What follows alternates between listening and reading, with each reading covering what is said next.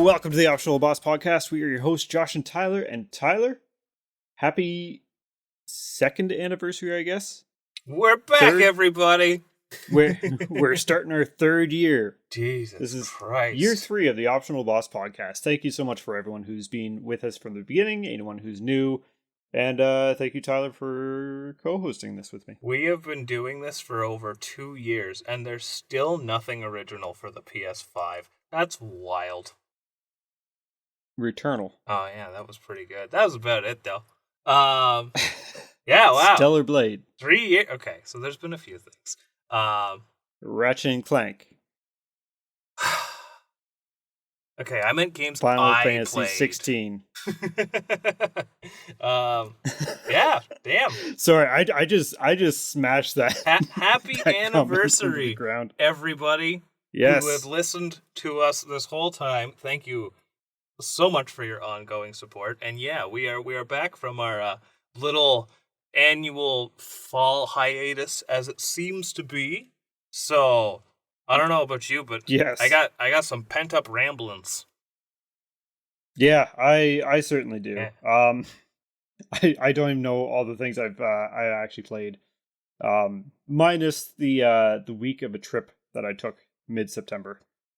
So, Tyler, what have you been playing? What have you been up to? Well, before we get into what I've been playing, because it's a good handful of things, actually. You know, it's been about a month or so since we've last been at this. And before I talk games, I will talk about the exciting upgrades to my recording setup. As, you know, we're starting another year. We got to start off strong. I have a light in here now. I am a light in the box. I am free from the perils of darkness.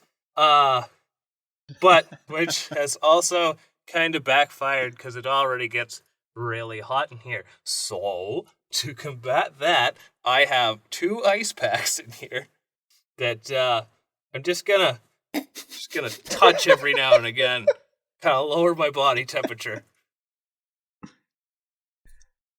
We should really start considering profiting off of this endeavor. Oh. Yeah.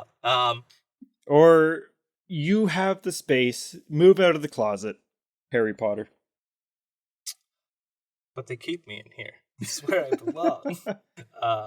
Yeah, as far as gaming goes, wow. Okay, so the primary game, as I'm sure we discussed previously, is the wonderful, ever-anticipated Visions of Mana, which, God, what a pretty game. Like, I'm gonna save it for, you know, when it's more fresh. Maybe we can get a good pal to come chat with us about how Visions of Mana turned out. But I'm just gonna say, like, as a fan of the franchise, I am super content with this game. It feels like a new Mana game, and that is probably the best feelings I could come out of it with. Yeah, I mean, it's not... It's a total B game, but it's really good. That's what I wanted, though. I didn't want, you know, Final Fantasy VII Remake caliber stuff. And even with, like, its very apparent B games, like, this had a budget. Certainly a better budget than the Mana franchise has gotten for most of its tenure. But you can tell it's not like a Square A-lister budget, right? And... yeah. God, what a gorgeous game. But it was really good. So I went, played it, beat it, and it's like, the platinum shouldn't be too far out, right? So I went back, I started looking things up after the, as I was getting into the post game, and then went trophy hunting. So I got the platinum on it, and I'm quite satisfied with it. We'll see how I feel when I get to the end. I am content. If I want to platinum it. I might have to reserve it, because I did have an oath to platinum a certain game first, and that game was Lies of P, and so I actually booted that up the last week too, just just for a little bit. I just want to play it for a bit, and yeah, I booted it up, started a new file, and just ran straight from the start to the hotel. You know, God, I make a mockery of that game now. It's so good. I know the later stages of the game will continue to kick my ass, but God, absolutely. that is my soul's game. And I know the dev recently came out and said, nothing concrete, but DLC is coming some point soonish, maybe. So it's more of a reminder. Yeah, we're still doing stuff. There is DLC coming. Stay tuned. So, but I just you know what else is getting DLC? This month, and this month being October. Is it Stellar Blade? Blasphemous 2. Ah, yeah, that's right. Oh, the mea culpa. So I don't know, but it sounds like they're giving me my sword back. It it certainly does. I mean, title of the DLC is that. Yeah. So if that is what happens, that will pretty much remedy my biggest complaint with Blasphemous 2. So, and I honestly need to do a second playthrough, and I thought about doing it, but now that there's been a bunch of bug fixes and stuff, this is a good reason. Because that was my biggest issue with the game.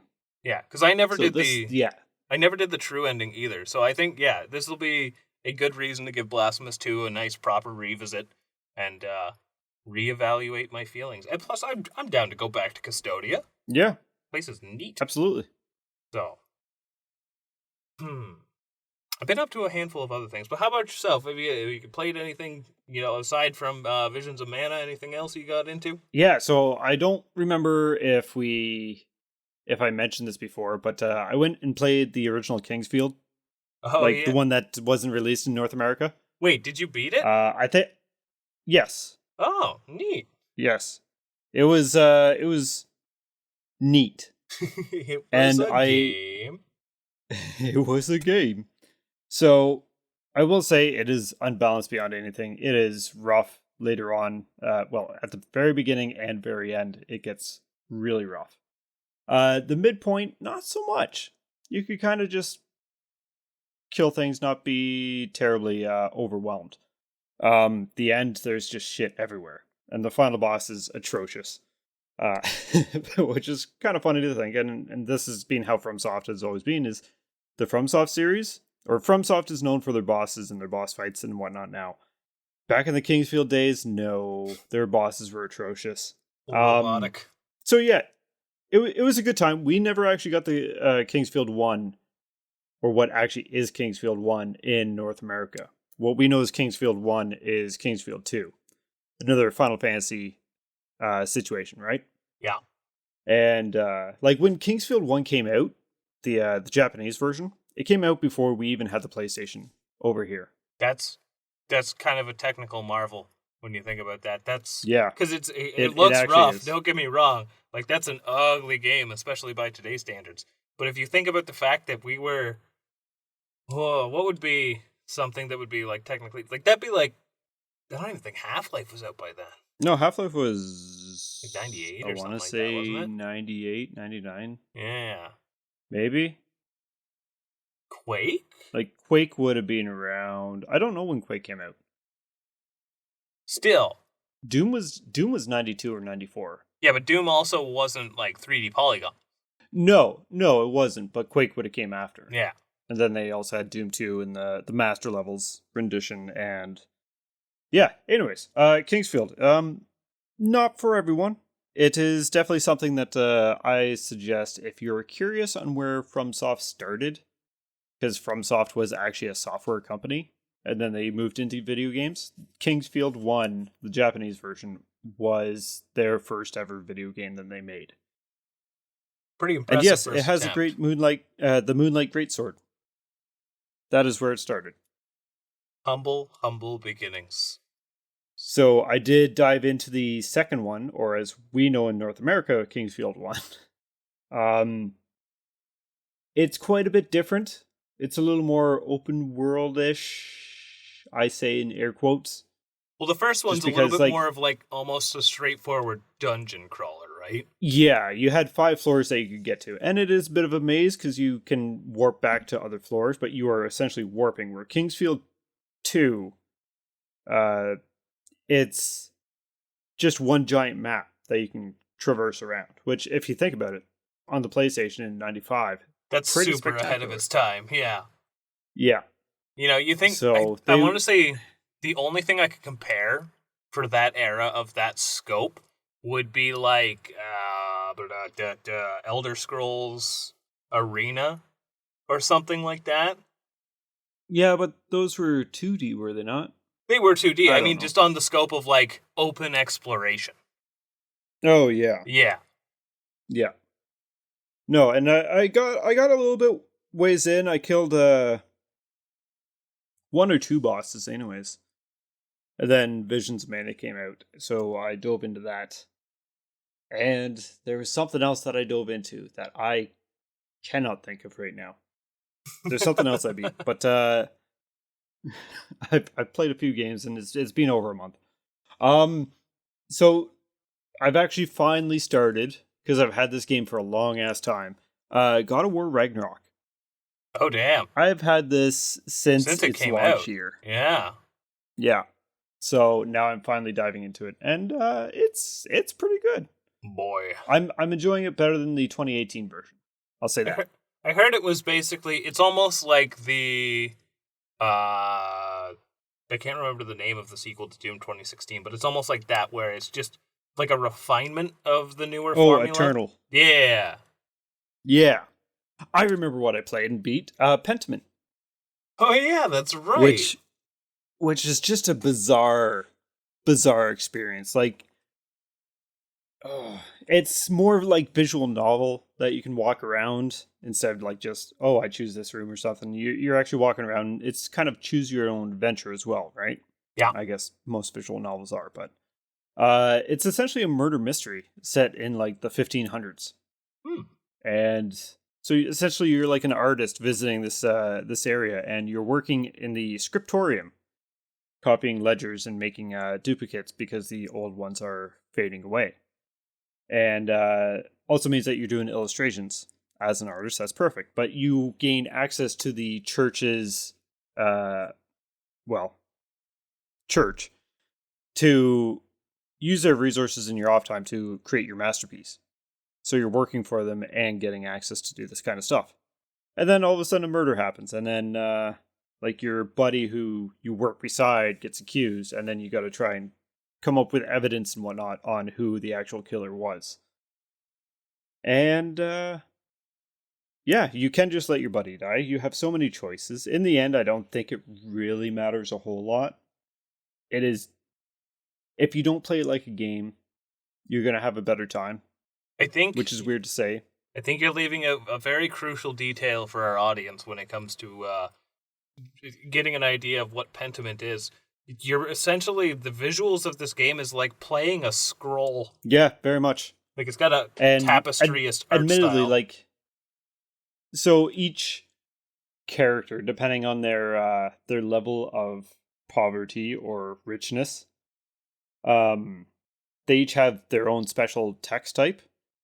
Oh, neat. So, and it could be different types of script, or fonts, if you will. So I did turn the more legible fonts on, just because I didn't, with the amount of reading in this game, I didn't want to go through all that, if you will. Yes, it's more immersive, but at the same time, it's like, okay, I just want to be able to read it and have at it. That is a charming So it detail. does have accessibility options. It is a very charming detail. And there's just so much to it, so many different outcomes that can happen. Some obviously, like it does have a story to tell. It's just how is it actually going to go? It's split into 3 acts, and like the first act is obviously you've just been there for not terribly long. Second act is 7 years later, after you've become a master artist, and act 3 you're playing as someone different. It's very strange. You say it's akin to something like that's almost someone like a different point and click? Kind of, yeah. Yeah. Also, Act 3 is 20 years in the future. It's a period piece. Yes. Yeah.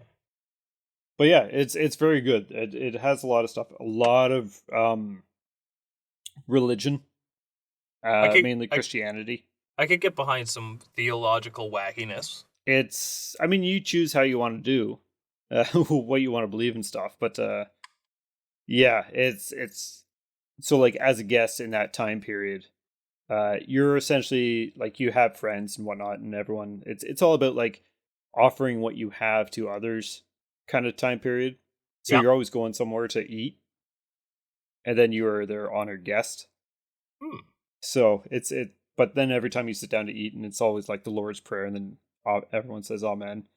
And depending on your character's like route, you may or may not join in.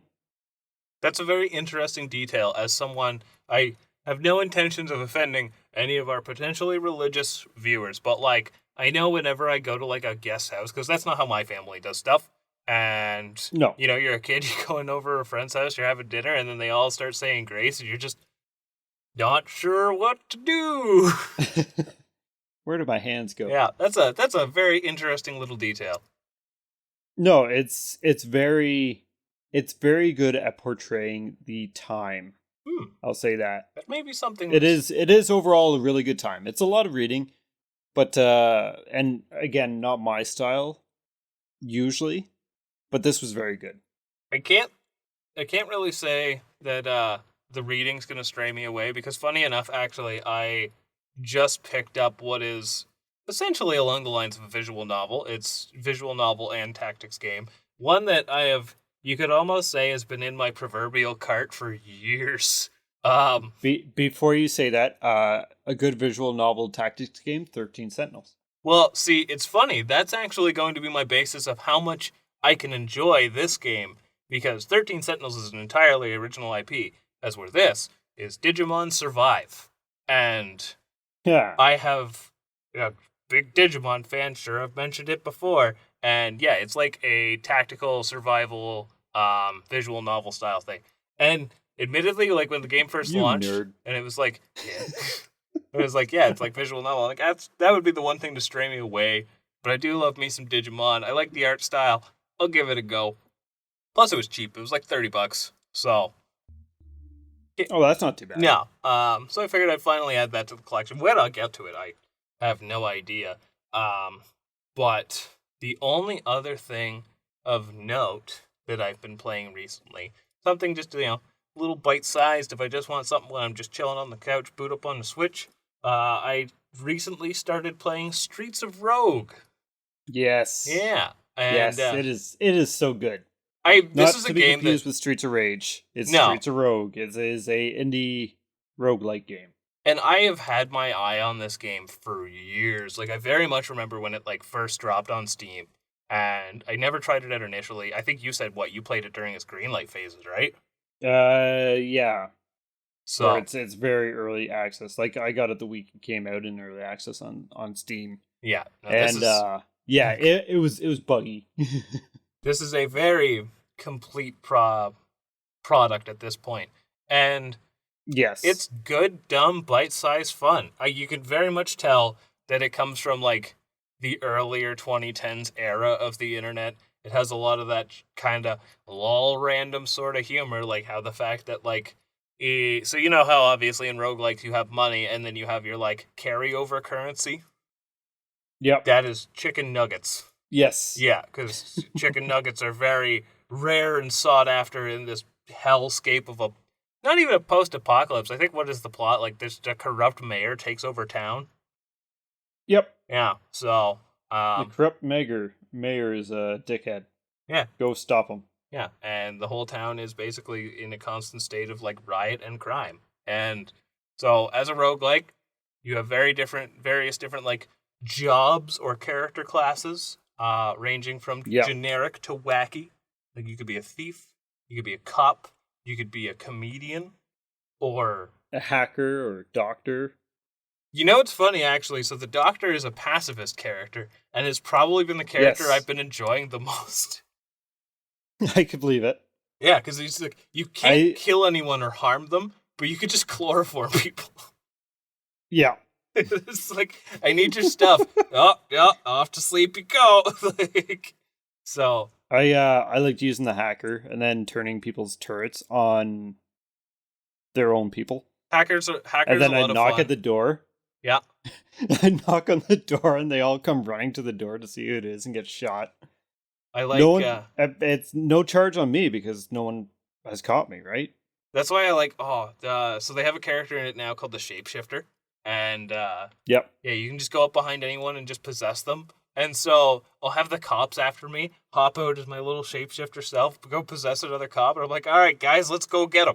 So it's very charming. I'm not gonna say it's like, gonna be up there in my top 10 roguelikes by any means, but it's fun and it's dumb as hell. So And that's part of its fun and charm to it, right? Like it doesn't need a serious story. It doesn't need like it. They have so many different characters, so you can be stupid silly. yep. No, it's just a dumb good time. It is honestly, like, as far as roguelikes go, a super perfect like pick up and play kind of one. Yes, and multiplayer with it is really fun. I am definitely we should try out multiplayer one day because the prospect entices me. That is for damn sure. It's well, just all the kind of wacky things that you can do in single player. You can do double the chaos in multiplayer. Well, and you could strategize, especially on some right? of the later levels.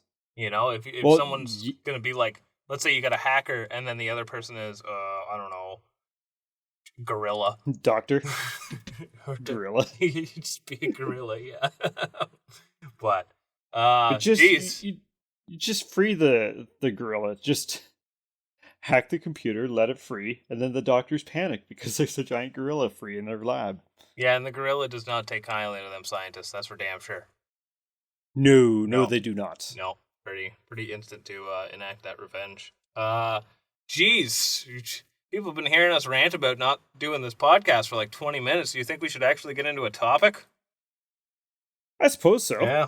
Let's let's hope it's a good one for the folks. We'll be right back.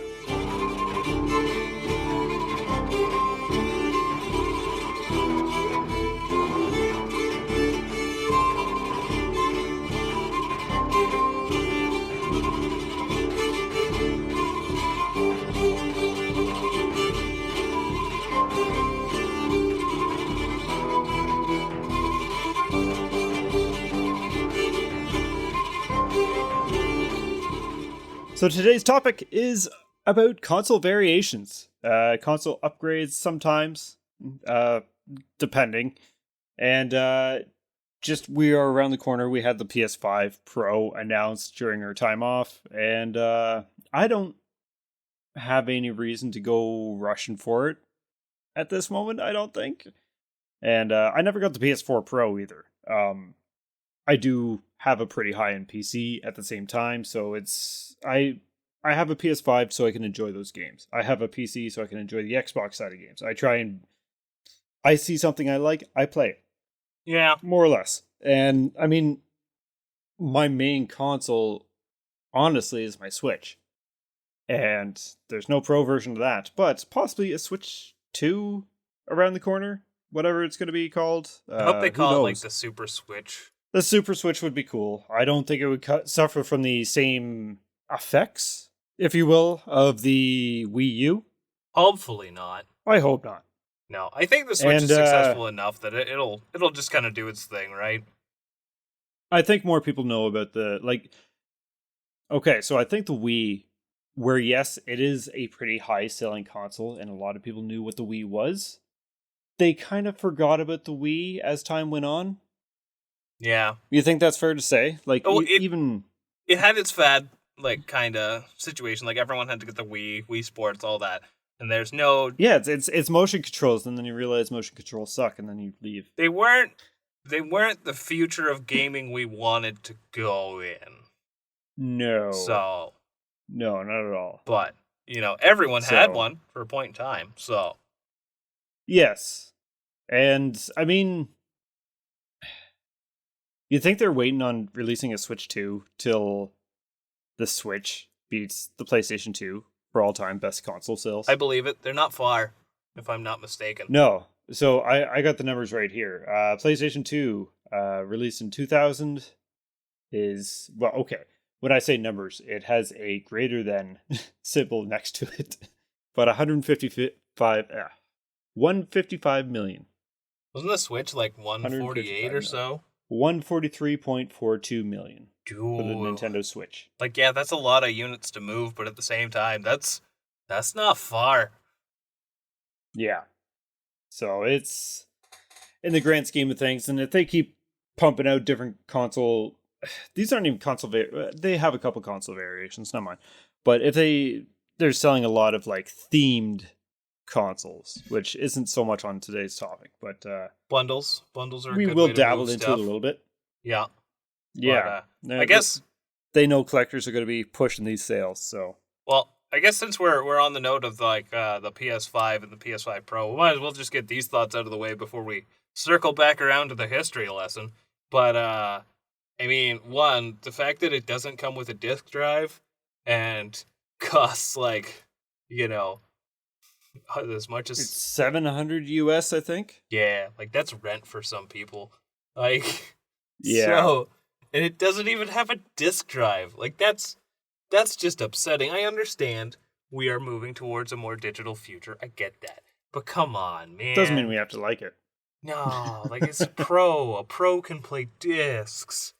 So, and I think my other gripe, I think if you are calling it pro, it should have all the bells and whistles. It should be extra. Well, and I think the thing that kind of irks me about the PS5 Pro is to circle back to wow, we've done this so long and the PS5 has no games. You made a very good point. Like the PS5's got games now. However, something to me just feels a little wrong about releasing the PS5 Pro when there are still PS4 exclusive games coming out. Is there exclusive games coming out for the PS4? There are still, okay, exclusive's maybe not the term that I want, but there are games that there are versions coming out for the PS4, but not the PS5 still. Like, so, recent example to think of this is the Marvel vs. Capcom collection that just came out. It was only Switch, PS4, I think PC, and Xbox, but you can play it on PS5, but they didn't make a dedicated PS5 version. Right. So that's why. Which might be nitpicky to a good majority of people, but it is still. It just feels something wrong, right? Yes. So now I can see why they might not make a PS5 version. If PS4 version works fine, save money because you do have to build it differently. I understand that, but yeah, just something about that kind of sits wrong with me. But I'm not in the market for a PS5 Pro, so I guess it doesn't hurt me that much. Yeah. So I think the biggest thing that bothers me about it is like they're toting all these powerful graphics and stuff. The PS5 on the box says it can do 4K and 8K. Yeah. But I have not seen any 8K, so unless it's just like movies maybe. Not that I have anything 8K compatible, but it's something worth mentioning that they're toting once again for the Pro. Class action lawsuit. Let's all get upgraded to pros. Yeah. But I like my disc drive. Yeah, no, I'm actually, it's funny. The disc drives are sold out. Oh yeah, no, that's the new hot scalper item. Yep. I mean, the 30th anniversary. Oh edition. Yes, that's right. I do like that controller. I must admit, but it does look good. When they announced the Pro and it didn't have a disc drive, I felt just that much more validated in my purchase of getting a disc version PS5. Yes. So, but should we head back to the past? Yeah, where do you want to start off with? Because we'll try and get as much accurate as possible. I know some people have had issues with our accuracy in the past, mainly Sega fans. So you want to get Sega out of the way? Yeah, let's get Sega out of the way. Just because it's one that we don't have the most to say on. Well, because we don't know it that well. I think get Sega out of the way is a good way to put it, because I'll acknowledge the Master System. I'm not talking about the Master System today. But yeah, they got a couple different variations, and then it was still selling in like Brazil. I think it's still selling in Brazil. Is it still selling, or is it or they're still making games for it, maybe? Oh yeah. They are still making it in Brazil, actually. Yeah. That's wild. But no, we'll start with the only other place that it discontinued in, the latest it discontinued in was 1996. Brazil just keeps making them, apparently. I love it. So good on them. So much. But no, we'll just go to the Genesis. I know the Genesis. You know the Genesis, and the Genesis. There's a few different variations of that too. There are a few now. So there's the original model Genesis with the big old 16-bit emblem on the top, and it's got. And don't forget the volume slider. I was gonna say it's got that nice. I think it was a volume slider. Yep. And so I've owned the Genesis Model 1 and 2. I only ever had the Model 2. In fact, for most of my life, I kind of thought like that was the original Genesis, and I don't know. So did I, actually. It's got a sleeker design to it. It's a little bit smaller. Just makes more sense. I don't know, but I am a sucker for that slider. I will admit. Oh yeah. Well, it's yeah. I think I like it because they added it on the Genesis Mini. That's fair. But it's just one of those things. Like, granted, I had the Model 2 growing up. I didn't have too many games. I think I had like Taz. I had that Dungeons and Dragons game. Yeah. Warriors of Eternal Sun. I think something like that. Sonic 2, Sonic 3. That might have been it. I might have had other things. I think the only thing, and I didn't ever rent for it either. No, I didn't have mine for very long, and I think the only thing I remember like really playing for it, which I actually have today, is Jurassic Park. So, oh yeah, what a weird game. Get it down, the collection. Now the weird thing about the Model 2, didn't they have a Model 3? I think they did, but it might have been third party. Oh, maybe. I'm not sure because Sega's never been too shy. Again, we're not don't experts. Know Sega too much. We are not Sega experts by any means. Yeah. But they did have some really neat stuff. Like the Sega Channel was on Genesis, wasn't it? The Sega Channel, Sega MegaNet, for online services through a modem, which was pretty advanced for its time. And it was also backwards compatible with the Master System. Oh, yeah, so I did figure it out. The Model 3 was third party. And okay. This thing's so dumb looking. It looks cheap. And I know it was cheap, but I wouldn't third party, yeah. I wouldn't see that in someone's house and think that played video games. I don't know. So okay, but what about a fully decked out Model 2 with all the attachments? With the Tower Sega of Power? CD and the 32, the Tower of Power. Looks like a fire hazard. It does. That's a lot of big ass power adapters attached to it. I don't know tech specs one or thing anything. I do tech specs there. I don't think there was any like advances in technology. Was there? If there was, I can't. Just point more them sleeker out. design. Probably moved to like surface mount devices and stuff. But as for like power and stuff, I don't think there was anything massive that they changed. Didn't cram more blast processing in there. No, they did not. They had full on blast processing right from the get go. Classic Sega. So, I am a little upset that I never got much more time with my Sega Genesis growing up, though. I wish I did dive into it a little bit more. I mean, you got those fancy wireless controllers now. Yes, I do. I just need to do. And one thing that apparently, so they had a pack in, and I don't know if this is just for the Model 1 or Model 2. But Sonic the Hedgehog, known as best-selling game because of the pack-in. Sonic the Hedgehog 2 was best-selling game, though. Just as is. Straight retail. Yep. Yeah, that makes sense. Yeah, it's kind of the quintessential Genesis game. It really is. Like, Sonic 2 is pretty damn good. Yeah. I am definitely a Sonic 3 guy, but in the end, Sonic Mania. I'm a freak. Sonic Advance. Yeah, you're a freak. Yeah. Then they went on to make the Sega Saturn, and I actually knew someone who had one. I have no idea what actually came of the Saturn. Like, even to this day, I don't know what they made. So I don't know what games are on it. Saturn has just such an oddity, and it's one of those things where you almost remember it like it didn't happen. No offense to people who love the Yeah. Saturn, truly, but like Sega Saturn for me is along the same lines as like the TurboGrafx. Like, yeah, it existed, it had its fans, and it was popular, but who had one? And Yeah. nowadays, Like I said, I only had one friend that had a Sega Saturn.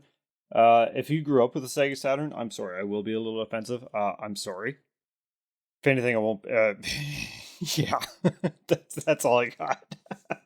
and it looks like they only came out with one model of Sega I Saturn. think so. They had different colors, maybe. Either that or maybe. No, they had two models, but one was specifically for Japan, one was North America.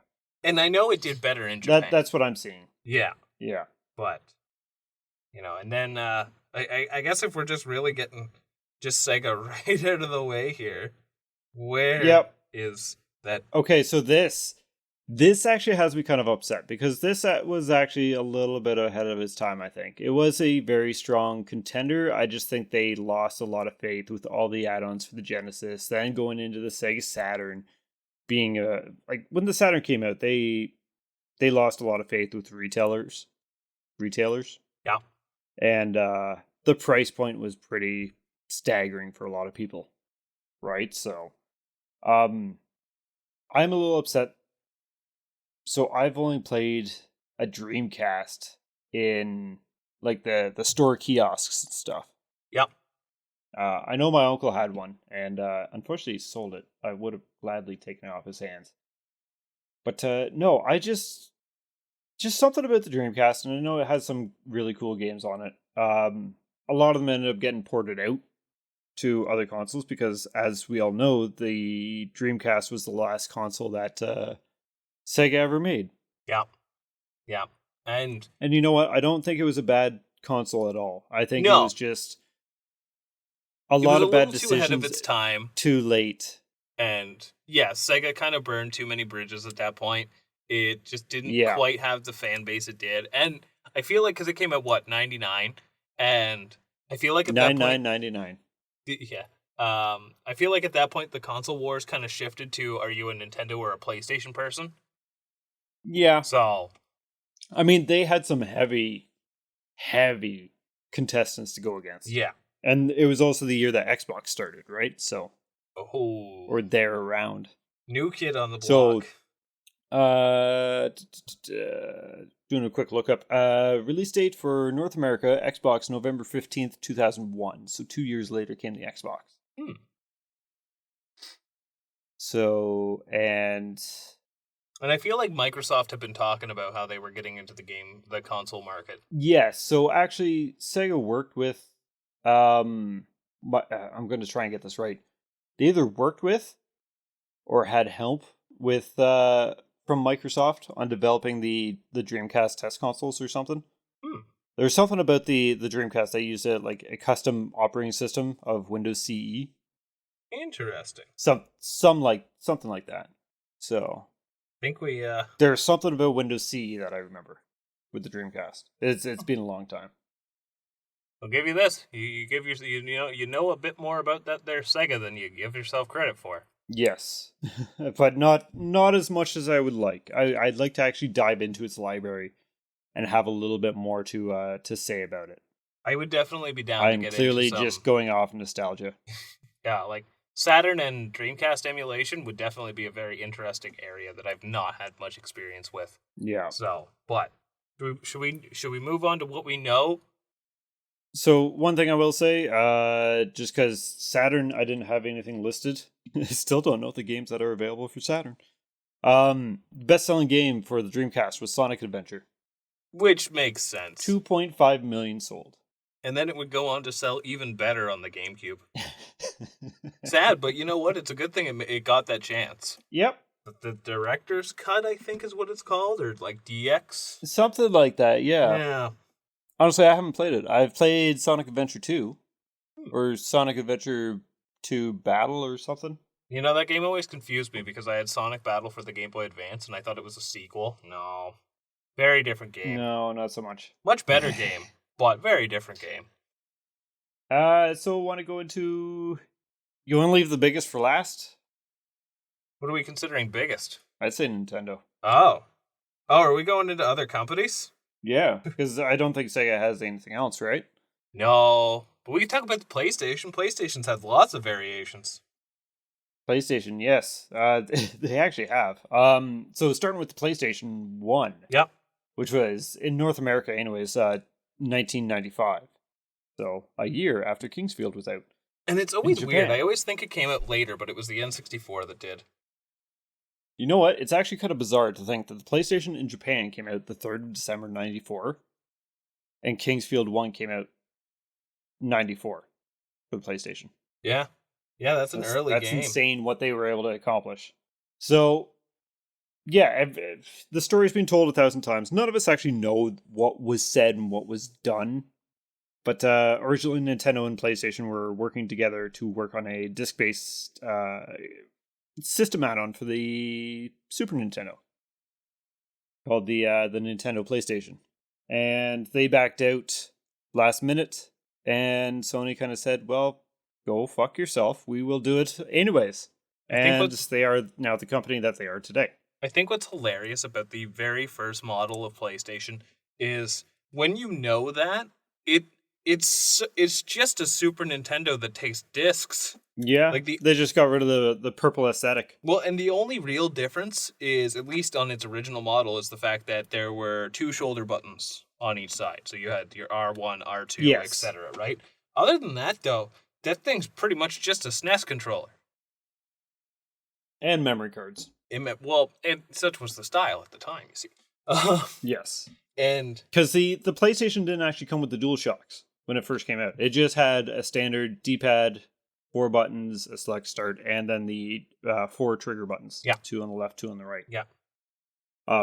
Which is where a lot of games started doing the cameras with the trigger buttons. Yeah, that was a weird time to be alive. It was. Hard but to go you know back. what? We all knew it. Yeah.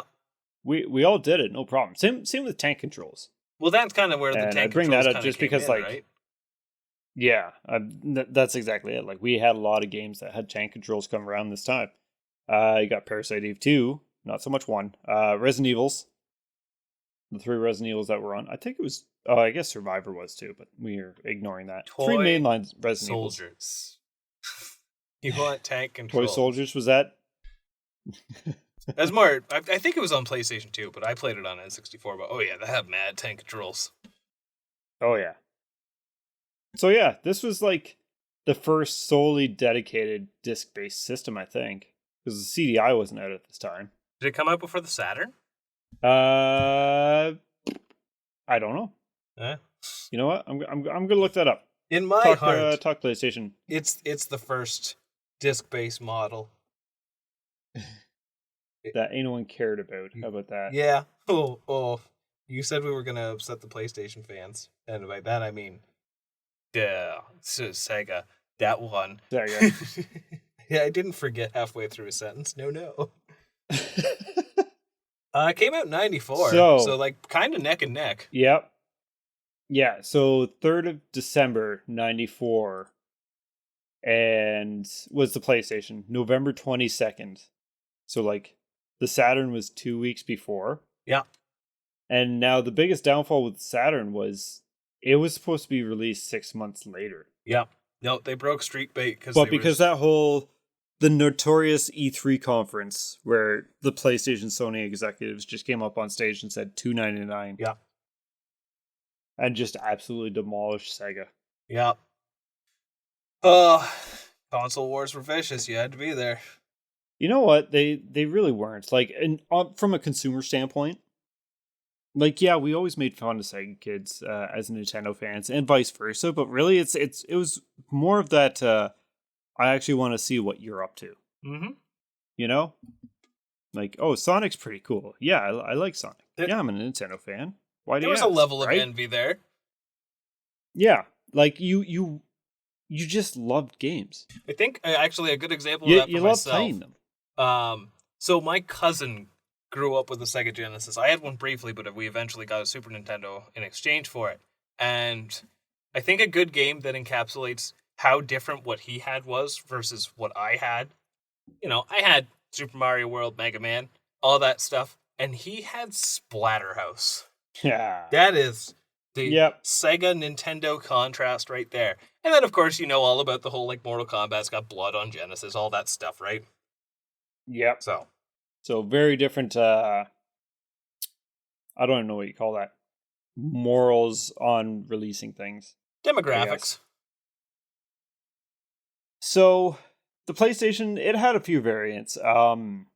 There's some very slight variants based on what's in the backing. Right? So like it's connector hookups and whatnot. Yep. Not so much caring about those. It's just they had RCA, they had their special little plug-in, they had a serial port, that kind of shit. But they did come out with what they called as the PS1. And this was quite a bit smaller. Didn't this It was launch more white instead of gray? like around or after the PS2 as well, which is why they called it that? Oh, maybe. Because the PS1 came out in 2000. Yes. So I know one big thing about this is they sold a lot of these with as combo packs with a 5-inch LCD screen attachment. Yeah. And they were advertising them hard for like car rides and stuff for kids. Where do you plug it in? Which is kind of neat. Like, you're supposed to strap a battery pack to that thing or something? Yeah, it had a battery pack. No way. That's cool. Yep. But then it also had a RCA or a cigarette lighter attachment. It makes me think of yeah, those aren't no. There was this thing that came out. Auxiliary port. I can't remember what it was called. I think it was called like the X case or something like that. And it was something that they would always try to push at EB Games around like Christmas during the like Xbox 360. And it was like a briefcase that you could hook your console up to. And it had like a built-in TV to it. And it was like $400 or something ridiculous like that. Yep. Yeah. So I remember those. Yeah. No, PlayStation was doing it first. Yes, they really were. We're coming for the car GameCube ride was market. kind of too.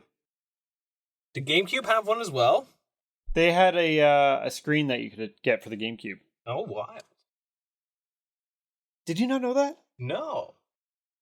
Yeah, they had a little like I don't know how big, but it just attached and it folded on top. Huh. Yeah. Best-selling game. Any idea? Because I did not actually expect this. I want to say it's a Gran Turismo. It is. Oh, really? Yeah. Like just Gran Turismo? Gran Turismo. Damn. Yeah. Surprised You know what? me too. Because I think actually that would make sense because it really appeals to the people who like, you know, because they had the simulator like racing wheels and gas pedals, right? So this is true. Yeah. That's a dad game right there. It is. But I mean, at the time, like that's 3D racing. Yeah. That was something to get excited about. Without buying a computer that costs as much as a down payment on a house. Yes. Even today. So then they came out with the PlayStation 2. So I think that was the only variant. They did have a PSX story for the PlayStation 1. It was like a multimedia thing or something, I want to say. That sounds like third party though. It was officially licensed. I don't know if they actually made it or not. Because like if we're talking stuff like that, I mean, there's the Super Nintendo that was made built into a TV for hotels. Yep, and an NES version. Yep. Yeah, I can't find anything on here. So I know with the PS2, oh, there it is. The PSX is a Sony digital video recorder with fully integrated. I'm sorry. The PSX is a Sony digital video recorder with a fully integrated PlayStation 2 home video game console. Oh, weird. So wait, are all this time, like online, a lot of people refer to the PSX as PlayStation 1. But is it actually a PlayStation 2? So I want to say the PSX is like, I could be very wrong, but I want to say that's almost like European terminology. Oh, maybe. Because yeah, I know like if you're looking at like, let's say like ROM sites, they'll have PS1 games down as like PSX or something. Yeah. Released in Japan on December 13th, 2003. Since it was designed to be a general-purpose consumer video device, it was marketed by the main Sony Corporation instead of Sony Computer Entertainment. Huh. And does not carry the PlayStation branding. Interesting. Yeah. Because I remember always calling like PlayStation 1 PlayStation X and then realizing that there's an actual PlayStation X. Sounds Like, what? expensive. Yeah, it is. It does look a little beefy. Huh. So yeah, PlayStation 2, apparently PSX as well. God, that original This is the PS2, 6th generation. that chunky monolith. Yes, I got one on my desk right now. I think it's pretty iconic. I think that's like you think of PS2, It is. you think of that black monolith with that blue font on it. Oh. I find it amazing how many people didn't realize that you could rotate the Sony logo, the PlayStation logo. Oh, that is right. Yeah, because you could, if you wanted to have it vertically or horizontally. Exactly. What an interesting The start of the detail. vertical or horizontal wars. Yeah. Yeah. Can't do that on the PS5. So this was a very popular game system. Not just because it's a game system, but it was also a DVD player, and it was probably one of the cheapest DVD players on the market when it came out. Brilliant. Just So, brilliant. Excellent marketing. I mean, you got Sony there with the DVD discs in hand. And yeah, no, this is still the best selling console to date, as we mentioned earlier. As of recording anyways. So I think that's where the majority of its sales came from. Yep. It Personally? also never died. Oh, yes, they did. Well, what is it? They died quite a bit. The lasers tended to go on them. Oh, no, I meant like they didn't stop selling it. Oh, yeah. It says they didn't discontinue until it lasted 2013. a long time. So, Yeah. that's wild. Which is a long time for a console. Yeah. Well, and they were still putting out PS2 games like, jeez. I think into the PS4's lifespan. I don't think that late. I don't know. I want to say there was like a couple like Sing Stars and stuff like that. Oh, probably. There's always going to be those, though. Yeah. in all fairness. Yeah. Like that Just Dance that just came out for the Wii and not modern consoles. Yeah. Oh, God. I think there was only one big variation on this, and I don't think it changed any power or changed anything internally. But that was to the slimline, which honestly, like, just looking at the weight of these things, like an original PS2 is just shy of 5 pounds at 4.85 pounds, 2.2 kilograms. The PS2 Slim is 1.98 pounds. They really trimmed that down. 0.9 kilograms. Yes, they trimmed. Now, in all fairness, the big thing that they did trim out of it was the PlayStation 2s had the power supply built into it, where it changed to a wall adapter. Oh, yeah. So, the power supply in the PlayStation 2 does take up a fair amount of space. Yeah. And then it didn't have a tray, it had a lid, if I'm not mistaken. I think you're correct. Yeah, because I know. Someone can call me out if I'm wrong, but I know. I've only seen one. I know the Slim. It's over there in the corner. Like, obviously designed to be, but it looks so much cheaper than the base PS2. It does. Yeah. It doesn't look quite as sleek or... No, but I mean, over time they upgraded the CPUs just because they had to, but it still ran like mostly the same, right? So yeah, it's a DVD player game combo. Yep, it did pretty good. It had some online functionality as well. Like the Slimline had the network adapter built into it, where the original you'd have to buy a network adapter for it. That's a big step up. Yes. So it's like, okay, this is actually going to be a thing. And it's we aren't talking about modem like dial-up. We are talking about like a full-on Ethernet port. Now, one thing that is kind of interesting, and anyone who is into modding systems may know this, but with the original PS2, you can get a hard drive for it. And the hard drive, I don't know what it did on the original one, to be honest. There's probably updates for like your Final Fantasy 11s and stuff. But it goes in where the network adapter is.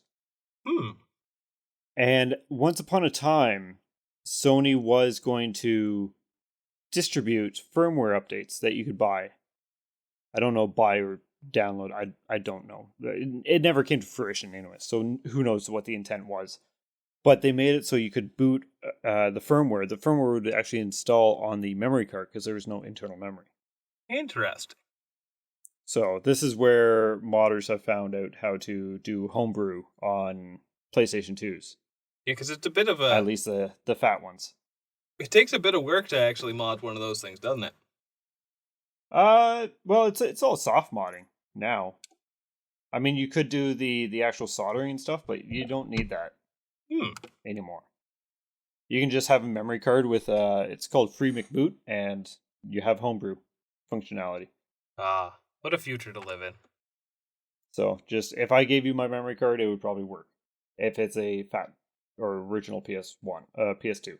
I don't have a PS2. But did you ever have a PS2?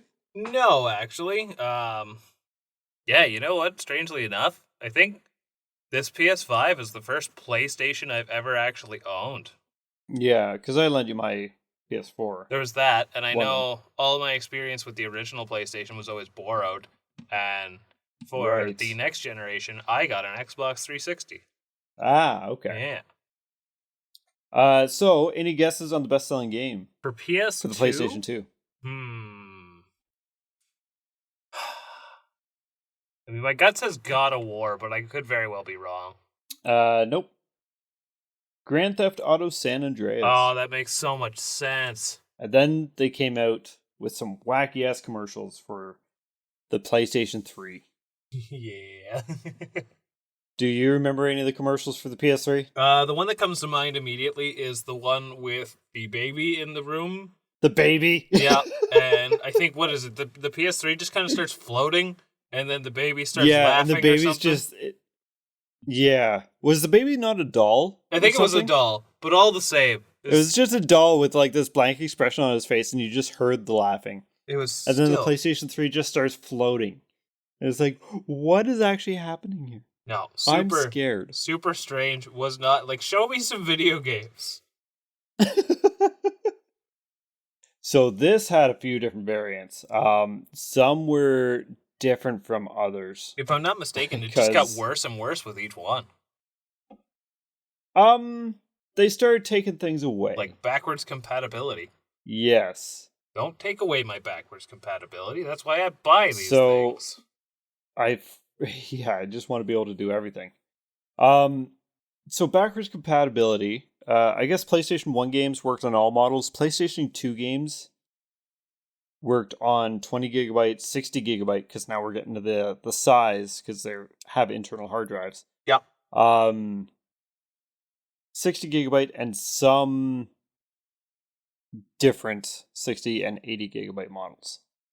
So if you got a new console, PlayStation 3, it had to be the right model to be able to do backwards compatibility. This is around the area that like a lot of Sony's mentality was all about starting to get online and paid digital and whatnot, right? So, but they were also very much under the impression that who wants backwards compatibility? No, people don't want to play. People don't want to play old games. Yeah, which has kind of been so the PlayStation. Go ahead. They've kind of had that unfortunate mentality ever since like the PS1, right? Which is why a lot of really great classic style games, like that's why something like Symphony of the Night was considered a total bomb. Mm-hmm. No one wants this old pixel nonsense. It was great. So yeah, aside from those kind of variations, they did have 3 actual variations on it. And I don't know about the Slim or the Super Slim, if they had backwards compatibility or not. I think but only the original did. Just the original? Mm-hmm. Okay.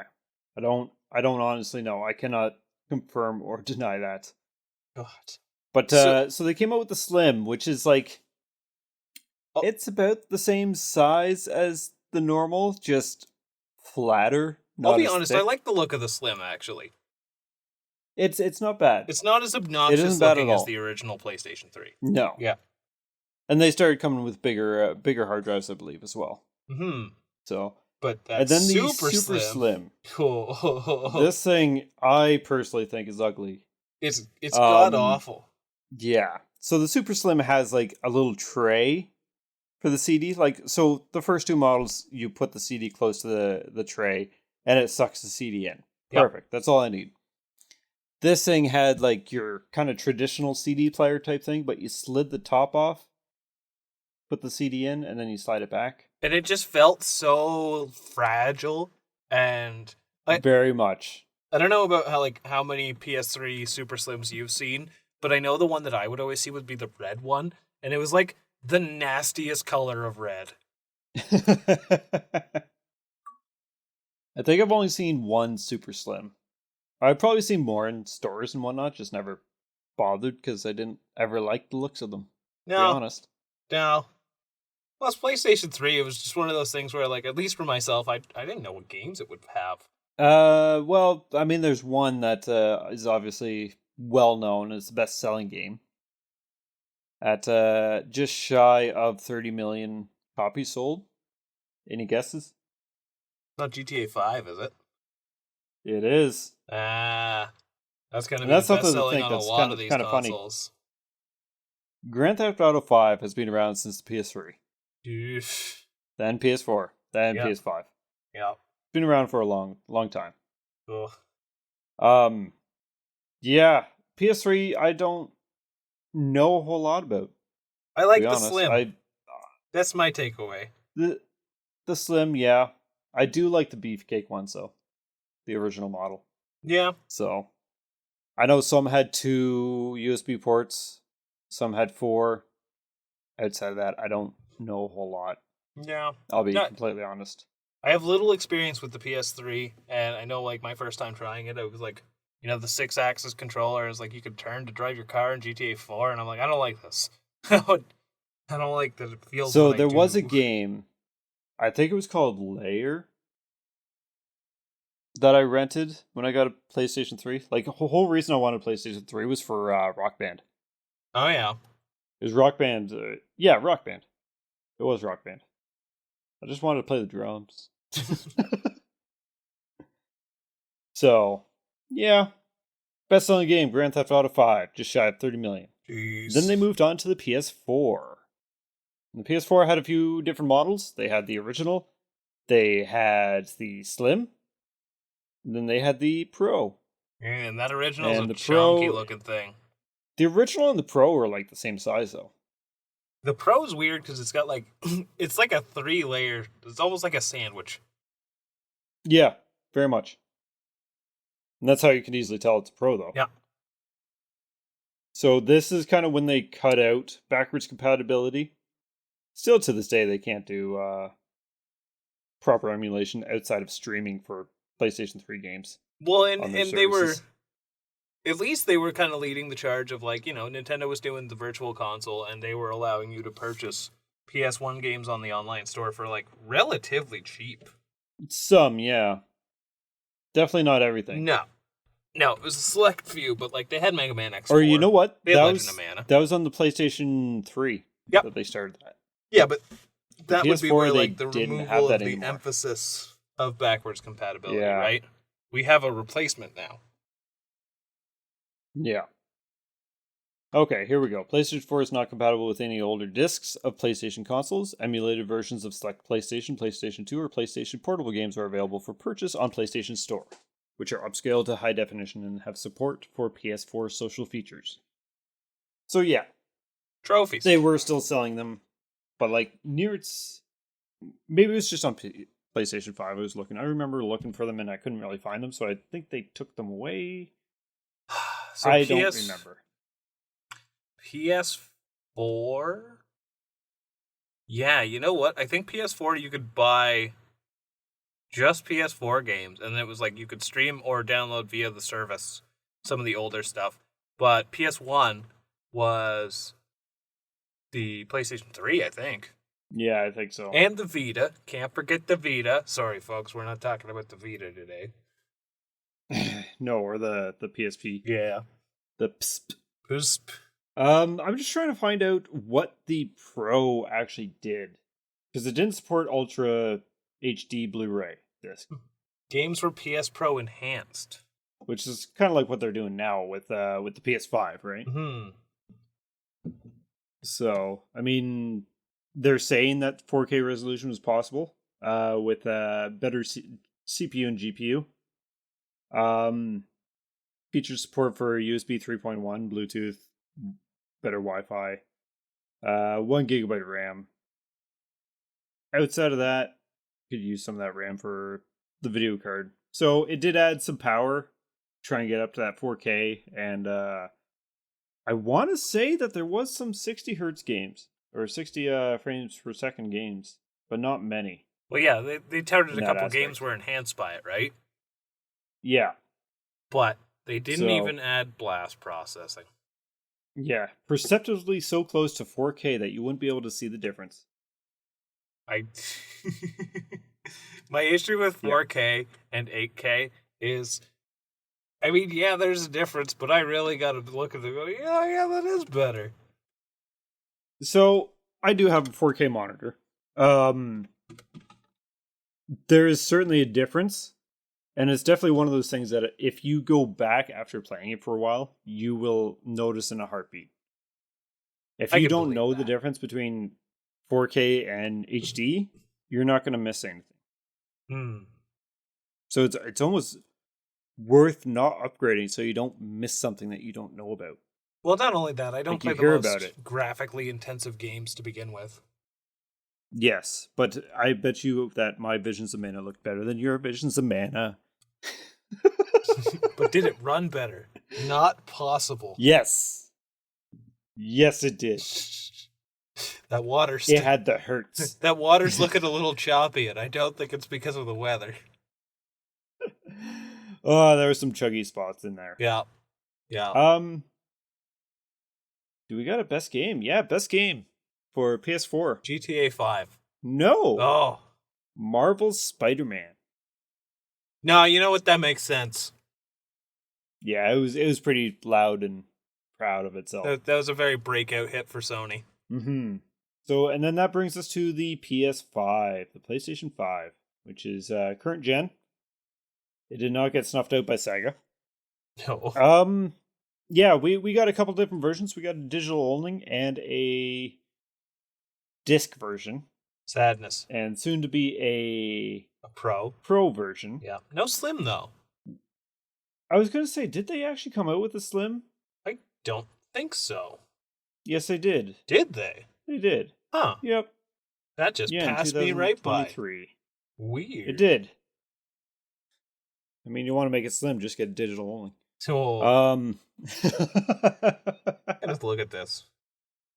PS5 Slim. What does it look like? Probably just looks like Secrets and Lies, I bet. It just looks like a PS5. Yeah.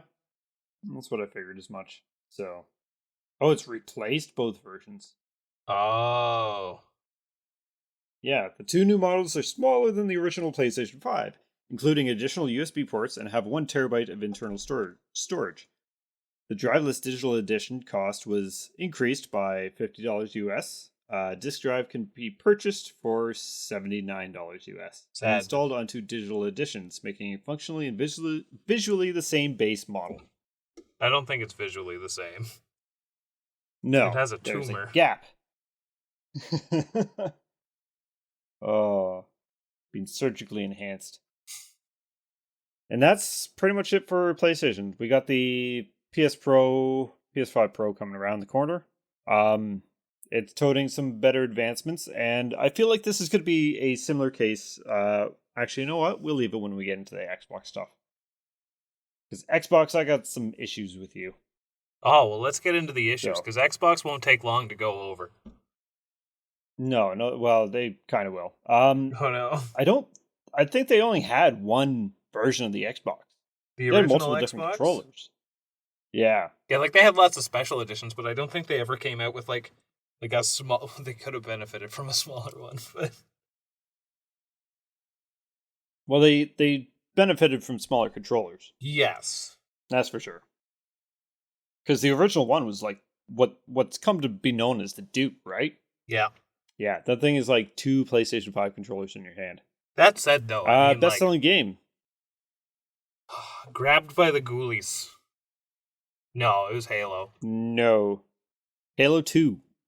Oh, Halo 2 was original Xbox. Yes. One thing I will mention about the Xbox is I kind of feel like the Xbox is responsible for actually launching multiplayer gaming on consoles onto the internet. I could With the believe that. Xbox Live and all that kind of stuff. Like that was all the rave, and like actually being able to have proper online servers and everything with Xbox and friends lists and all this kind of shit. No, they really It was pushed the something social to be. aspects of it. They really did. So I will definitely give Xbox that for like bringing that into creation, if you will. Yeah, I mean, obviously not I think that is something that not the a lot of people actually originators, think but about the now. innovators, right? Yeah, they made it so it was really good, and it had four ports for controllers. Yep. Taking Not something that we mentioned about PlayStation, but yeah, 1 and 2 only had 2 controller ports, unless you got a multi-tap. Yeah. An extra add-on to do 4 players, and I don't even know what games ported that. Team Buddies did, I think. One of the few games. I think if you're getting a multi-tap, you're probably playing some Bomberman. Oh yeah, that's possible. Yeah. And then we moved on to the Xbox 360, not to be confused with the Xbox 2. You know, it's so weird. I really enjoyed my Xbox 360, but I have such little nostalgia for it. You know what? I can understand that. Like they had the Xbox Arcade. They had a lot of indies coming to the console before like any other consoles, honestly.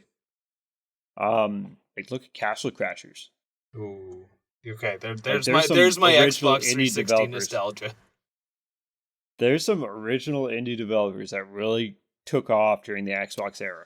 Yeah, I will say that So the Xbox or the 360 era, sorry. The arcade was probably the biggest highlight for me. And yeah, that was kind of, that was indies before they were called indies.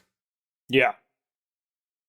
Like the 360 era was like, not to bring up console war bullshit again, but it was like everyone had one. They were the best of the bunch, right? Mm-hmm. Again, bringing in four controllers online. They had a few different versions. They had the original. They had the S. They had an E version. What else did they have? So They had some other stuff. I had the 360 arcade, which I think you could basically say would have been like the 360 Slim at the time, where it was definitely the cheaper one. It had next to nothing for storage. I remember I had to buy a detached storage for it. And yes, because they had so there's the arcade, which was an original Xbox 360 with no storage. On it. I think it had it was very 256 paltry. Megs or something. Yeah. It wasn't very much, because that's the one I had. You needed to expand it. Yes, very much so. But then they had the detachable drives, right? So that you just slid on top. Yep. Then yeah, they came out with the slim model, the Xbox 360S, which was black and kind of had I don't know how to explain this, but it looked almost like they pushed in the sides a bit to kind of give her an outline of an X. Like a really, really fat X. Oh, yeah. And then they just had one that was like very, very slim. Was that the very E? rounded, very plain Jane. And that was the Xbox 360E. So the Xbox 360E really evokes... Oh, yeah, it even says right here, shares many aesthetics with the Xbox One. So, and then... Yep. It's so boring looking. It really is. I don't know, when I think the 360... Like, outside of these models, they had slight, like, increases in just some of the internet stuff. They all performed the same. There was no pro model or anything like that. They had a little bit of backwards compatibility. And I think, I could be wrong, but I think the original models supported HDMI and RF cables, as where moving forward, they were just HDMI. I could believe that, yeah. Mm-hmm. So yeah, they had different configurations for retail. So they had the Xbox 360 Premium, the Xbox 360 Arcade, which replaced the original Xbox 360 Core, as it was called. Yeah. And the Xbox 360 Elite. The Core was obviously the cheapest, also known as the Arcade, but it had less media installation, like it didn't come with a hard drive. The Premium had a 20 gig hard drive, and then the Elite had a 60 gig, I think. Wow, it's amazing how like that won't even fit a game on it now. No. Well, some. 360 was also plagued with the dreaded Red Ring of Death, and this was obviously like a manufacturer defect that was pretty much in all original models of 360s. They did appear in the Slims and the E's, the Elites, or whatever you want to call it. Yeah. But not nearly as much as the originals. The originals, like, if there's still an original running now, I mean, not for long. Not for yeah. It'll always run if I don't plug it in. Yep. Something with like the thermal paste and the heatsink wasn't making proper contact the entire time or something. I don't know. I know like people would get like 1 or 2 good sessions out of it and then they couldn't use it anymore. Yeah, like some people went in for like 5 warranties. Jeez. Yeah. And they did have an add-on DVD drive for HD DVD, but that was obviously discontinued. Yeah, because HD DVD kind of everything's gone. Yeah, it really did.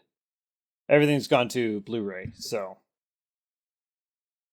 there was also an add-on that started at this time, and I'm assuming, I forget if it was to go with against the Wii or not. I don't know time-wise, but the Kinect. Oh yeah, this was the birth of the Kinect as well. That's right. You could definitely tell. It's like the iToy for PlayStation or for Xbox. Just it was supposed to be better. At least the iToy was bold enough to actually tell you it was a toy.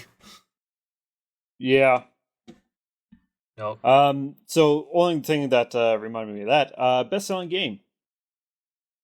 Wait, the Kinect had the best-selling game? No, Halo 3. Kind of. Or Gears of War. No. Oh? This is bizarre. Huh. So the best-selling game, it was bundled with the Kinect, but Kinect Adventures.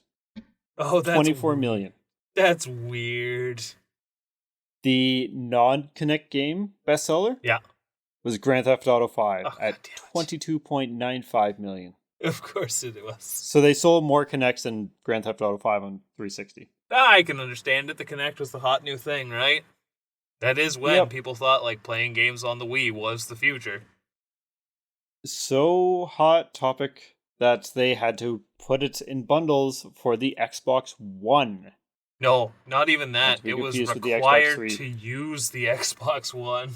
Was it required to use? You had to have your Kinect on, and it had to be connected to the internet. Yep.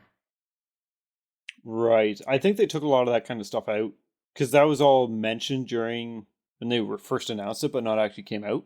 Yeah. No, there was. I could be wrong on this. A lot of backlash, but I remember when my buddy got his Xbox One, it was like, yeah, the Kinect has to always be on and watching. I was like, I don't like that. No. I think the funniest thing at this time, because they were also talking about registering physical games to that console. Yeah. And so you wouldn't be able to. I wouldn't be able to lend you a game, and vice versa. Oh, yeah. And Sony came out with Share Games campaign. The How to Share Games campaign by Sony, and it's just, hey, can I borrow that? He hands them the game, and that is how you share games. And it's just like, oh no. I don't like what console wars have turned into, but that was just great. Yeah. It's all flame wars now. Yeah, everybody wants to be so Wendy's the on Xbox Twitter. One. Yeah. Everyone wants to be edgy. Xbox One, they had a few different versions. The Xbox One with the connector, or Kinect. Yeah. The Xbox One S and the Xbox One X. And the X is the Pro series, I believe. or what they know as the Pro Series. So it's the Xbox One S, which I feel like is the one where I point the finger at the most. Is like, you don't know the damage you did. Oh God, why is that? Because just the stupid naming convention. Well, yes, there's that, but the Xbox One S is also the all digital model. Is it? Yeah. Yeah, it is basically like your, if you want to get Xbox Live, or not Xbox Live, what is it? Xbox Premium? Game Pass. Game Pass. Yeah, it's the Game Pass machine. Oh yeah. Yeah. And it very much like, I understand that there's a lot of thought, like, why would anyone get the S? It doesn't have a disk drive, but it wasn't even like cheap enough to justify, but oh wow, yeah, introductory. These things were expensive. Yeah. So yeah, no, I don't know, but it very much was like the sign of things to come. That sadly we are trending in that all digital future. Are you sure the S didn't have a disk drive, or it just had a digital only version? Let's see here. Maybe there was an S with and without a disk drive. Because I think it was the Xbox series that is just digital. Yeah, because there's Series S and Series X. And the X is like the Pro model. It's the Pro model. They have an upgraded CPU and kind of chasing the PlayStation, right? Yeah. With their Pro version. So all I know is very little experience with the Xbox One, and I am okay with that. Yeah. Poor Xbox. And then we're on current gen. Best-selling game for Xbox One. What do they even have going for them? I'm so out of the loop when it comes to what Xbox... Is it a Call of Duty? No. No. Forza? You're never gonna get this. PUBG. Yeah.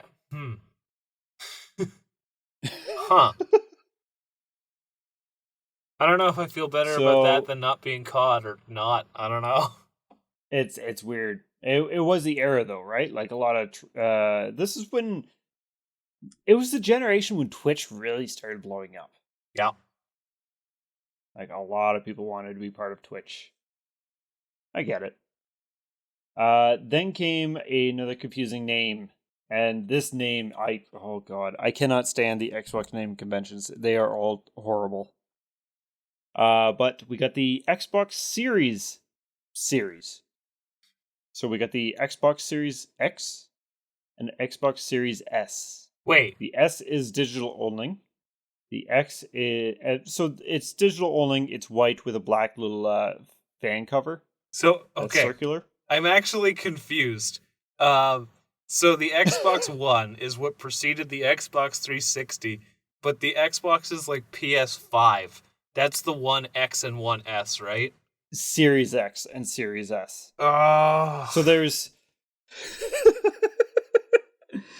there's the 360 or Xbox 360, Xbox 360 E and S. Was it? I don't remember now. Too many Xboxes. This is why I don't like Xbox's naming convention. Then they had the Xbox One. And they had the Xbox One, the Xbox One S, the Xbox One X. And now they are on the Xbox Series X and the Series S. The difference is instead of one, it's series. Oh. And yeah, it's... That's more confusing than the Wii and the Wii U. Yeah. It very much is. The fact that I like to consider myself, rather knowledgeable in the world of gaming, and I can't tell the fucking Xboxes apart. Oh, jeez. Yeah. Also, I'm going to take this time to point out how incredibly ugly the Xbox Series X is. It looks like a mini fridge. So much, though. You know what? There were mini fridges selling. Like the design. Yeah? I do. It's because mind you, looks like a PC at the tower. Same time, like It kind of does. Yeah. A lot of people can't stand the way the PlayStation 5 looks. Oh, it's and gaudy I as honestly fuck. think it's great. Yeah. I love it. I absolutely love It it. matches my Switch OLED. Granted, mine's tucked away just with how I have my system laid out, so I can't actually see it. But when I get my cave all set up for myself in the new place, whenever that may be, it's gonna be loud and proud. It sounds dumb, but I like how big it is. It seems very premium. Yes. Yeah. It seems pro, and it was supposed to be pro, and then it's not pro. Now there's a pro. It says 8K on the box. Where has the 8K shown? Like I said, there might be a class action lawsuit to get in on. Oh, they probably can find something. So yeah, the series, Xbox Series. One's digital only, and one is physical. One thing that they have said is any game that comes out needs to be able to run on both systems. Yep. Sweet. That is awesome. That's the way it should be. What it shouldn't be is the digital version has less power than the standard. Yeah, that's not right. No. So I'm not about to toss specs at you or anything, because that could get very complicated. But in a sense of memory, the X has 16 gigabytes total of memory. The Series S, the digital only has 10. Oh. The CPU, it's a little slower in the S, which is fine. 3.8 versus 3.6. 3.6 versus 3.4. Just due to what's running, whether it's multi-threading or not. Which chances are with new games, yes, it's going to be multi-threading. Ideally. So it is underpowered versus its full-on counterpart. That is not right if you are making them that the X and S has to run the same games. What is the point of that extra power and disk drive if it's not going to be utilized? Well, yeah, that's some pretty poor marketing. So either there could be enhancements involved. It's not marketing, it's just decision. Yeah. No, there's no parity between it. Or no reason to differentiate, but also you're stuck without a disk drive. Ugh. Yeah. So, not saying you should, but the S is a lot cheaper, obviously. Weighs a lot less. Not that we've spoken weight that much. The biggest difference, Series X can do 4K at 60 frames per second, up to 120 frames. Series S can do 1440p, so just above HD, I believe, at 60 frames per second, up to 120. Honestly, so it does have higher resolutions. If you're just a Game Pass user, that's the console for you. That is the merit that I can give the Series S. If you are a streaming, or I guess you have a hard drive still. Yeah. So. Now the really funny thing, if I am to believe this chart that I have in front of me, the digital only version you can get in a 1 terabyte or 512 gigabyte size hard drives. Yeah. The Series X, the physical one, you can get in a 2 terabyte or a 1 terabyte. Tell me what's wrong there. I have the discs. Why do I need the storage? And the digital doesn't have as much storage as. Oh. This isn't to rip off or rip on Xbox, but they've made some questionable choices in this generation. No, I gotta rip on them. It's dumb. I love the idea of Game Pass. I am a physical collector, however. I think my biggest gripe with Game Pass is when you have access to so many games, you are less likely to stick with something for as long. Not only that, so much can get lost in the shuffle. Oh, absolutely. Yeah. So, and that's pretty much a wrap on Xbox. I don't think they have another version announced Give it at time. this moment. No, they're actually, we don't even know if they're going to stay in the console market or not. I wouldn't be surprised if they do. Yeah. Who knows? Maybe they'll revive the Ouya. The Auxa. Maybe Ouya? they'll just become Twitter, and it's the Xbox. Oh, I hate it. That's disgusting. Yeah. So yeah, moving away from those The other guys. two big ones to smaller one to something a little more that's kind of been here since the beginning. Nintendo, and I'm gonna say we start off with some handhelds from Nintendo. And granted, we didn't do PlayStation Portable or PlayStation Vita. I have never even held one of them. I do not know much about them. I do not know variants on them. Game Boys I have, except for where it kind of started, which was the Game & Watch. And they had different variations of Game & Watch, but it was just, that was also the cartridge, kind of. Well, that's just it. The Game & Watch was, here is game, here you go, as where the revolutionizing when it comes to the Game Boy is, here is the thing that plays many games. Yes, and technically speaking, the Game & Watch is the predecessor to the Game Boy. Yep. And the Game Boy, the DMG, we've talked about it on this channel before. Yeah. Handheld, this thing was a brick and a half, and it sold like hotcakes. I love it. I love it so much. As for variations, there was a few variations, wasn't there? Yeah. So, I mean, you have your obviously classic brick, which eventually came out in different colors, but those weren't in any way, shape, or form different. But your first variation would have been the Game Boy Pocket, which was significantly smaller, also took a lot less batteries, and it was flatter too, wasn't it? It was, yeah.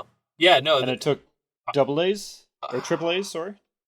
I think it took triple A's, or it only took two triple A batteries. Yeah, because it wasn't until it was the color that took two double A's. Yes. Which, I mean, splitting hairs here. The light, which we'll get into in a second, took two double A's as well. Yeah, we never got the light. I would have loved to have gotten the light. No. Maybe one day I will hopefully add it to my collection. But it's just the Pocket with a backlight. Yep. Which that's a pretty big step forward, if you ask me. It is. Their variations of the Game Boy essentially just got smaller and smaller and smaller. Yeah. And lighter. Yeah. And then in more ways than one.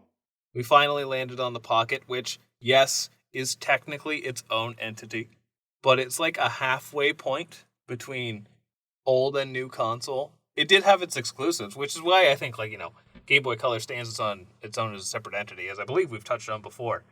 But they didn't really do much with it other than it came out, there was a couple clear versions and a couple opaque versions. For which? The Color. Oh, you said Game Boy Pocket. I might have. It happens. Yeah. Yeah, no, the Color is... Yeah, no, they had some good games, though. There was some, like Link's Awakening had a black cartridge, right? Well, so they run on the normal Game Boy and Game Boy Color. There was the original version was gray, just original Game Boy, and then a couple years later they're like, let's do it again, put in color. So yep, add in the color dungeon. You got to think about. They also had Oracle of Seasons and Ages. Yeah, those were some good games. The camera, the Game Boy Color, it wasn't even that colorful. It just added enough that it was very different from your green tinge. I don't know. Some of those actual Game Boy Color exclusive games, they pump out quite a bit. You're getting way more of a color palette than you are the original NES. Yeah, I stand by. Yeah, yeah. But we want a real upgrade. That's just moving on. Game Boy. Game Boy. What best-selling game do you think? Tetris? No. No? Pokemon Red, Blue, and Yellow. Oh, I'm a fool. Of course it's Pokemon. Game Boy Color. Pokemon Gold and Silver. You know it. Yeah. No, that just makes sense. And then we move on to advance in technology. The Game Boy Advance. God, I love this thing. I love this thing so goddamn much. Yes. The original Game Boy Advance, that perfect horizontal form factor. Oh, it's so good. Except it's got no backlight. Yes, I think with what people have been doing, modding the SP, the variant of the Game Boy Advance, which honestly, it's great aside from holding it. I hate holding those things. They're so tiny. Yeah. Versus the horizontal Advance, original Advance form factor. the fact that people have been taking those screens from the SP and putting it into the Game Boy Advance is just fantastic. No. And I advise anyone to do that. I have a modded Game Boy Advance original. It has the bright screen, and I don't know. I think its form factor is just kind of hard to beat because it's almost like holding a SNES controller with a screen in it. Yep. It just feels right. As where the SP, now, when I was younger, the fact, like, this little clamshell thing with its backlight, like, that was the savior of gaming back in the time. Now, if I go to play an SP, the backs of my thumbs touch, and it's weird. I don't like that feeling. But now, are they more cramped than a Game Boy Micro? I was just going to say, here's the weird part about that. I like playing the smallest one the best. I don't know what it is about the Micro. It's so comfortable. I think it's just because it's an oddity. You know what's actually weird about the Micro as well? It actually does have a fairly smaller screen. And it does. It actually makes some of these games look better. Yes, because of the resolution, right? Yeah. If you have a low resolution, the smaller screen is going to look nicer, even if it is a little harder to see. Oh, and the but lighting it's because on those pixels are not nearly as big. Yeah. Yeah, no. I love the Micro. It is top notch. But the Game Boy Advance one had those two, the SP and the Micro, and there's a couple different versions of the SP, and obviously, like, again, there's all the different variants. Yeah. Not variants, like thematical variances. So but in power, I think there was an SP that had a slightly brighter screen. So there was the two notable ones. There's your base SP and the SP101 model. And the big difference is the original SP had either off or on with the backlight, as where the 101 was always backlit, but you had the choice of like a lower or higher lighting. Right. Yeah. So if and then we move on to the DS. Oh, I guess what I should say is best-selling game for the Game Boy Advance. See, I would guess Pokemon, but Pokemon kind of petered off a little bit around this generation. No, it's still probably Pokemon. Yeah. Pokemon Ruby and Sapphire. Yeah. No, that makes sense. And on to the DS. Yeah. The DS, 2 screens, dual screen. So, the first DS model. Ugly. Yeah. God off. This thing was up. Yeah. Yeah. This thing was a gray brick. Again. Got a little hill on it. Brick. Like, it's funny because if you look at like the prototype version of the DS compared to what it launched as, they didn't change much. No. Yeah. No, they really didn't. No, it's big, it's ugly, it's uncomfortable. But it was the DS. Now, so I don't know much about the DS and above, to be honest, because this is the time that I kind of really got hard into my Xbox 360 and my PlayStation and my PC, mostly my PC. See, it's funny, in this generation, this is probably where I delved into my DS the hardest. And so I didn't have an original model DS. I do now, just for giggles, but I don't actually play it. But it's upgraded version, the DS Lite.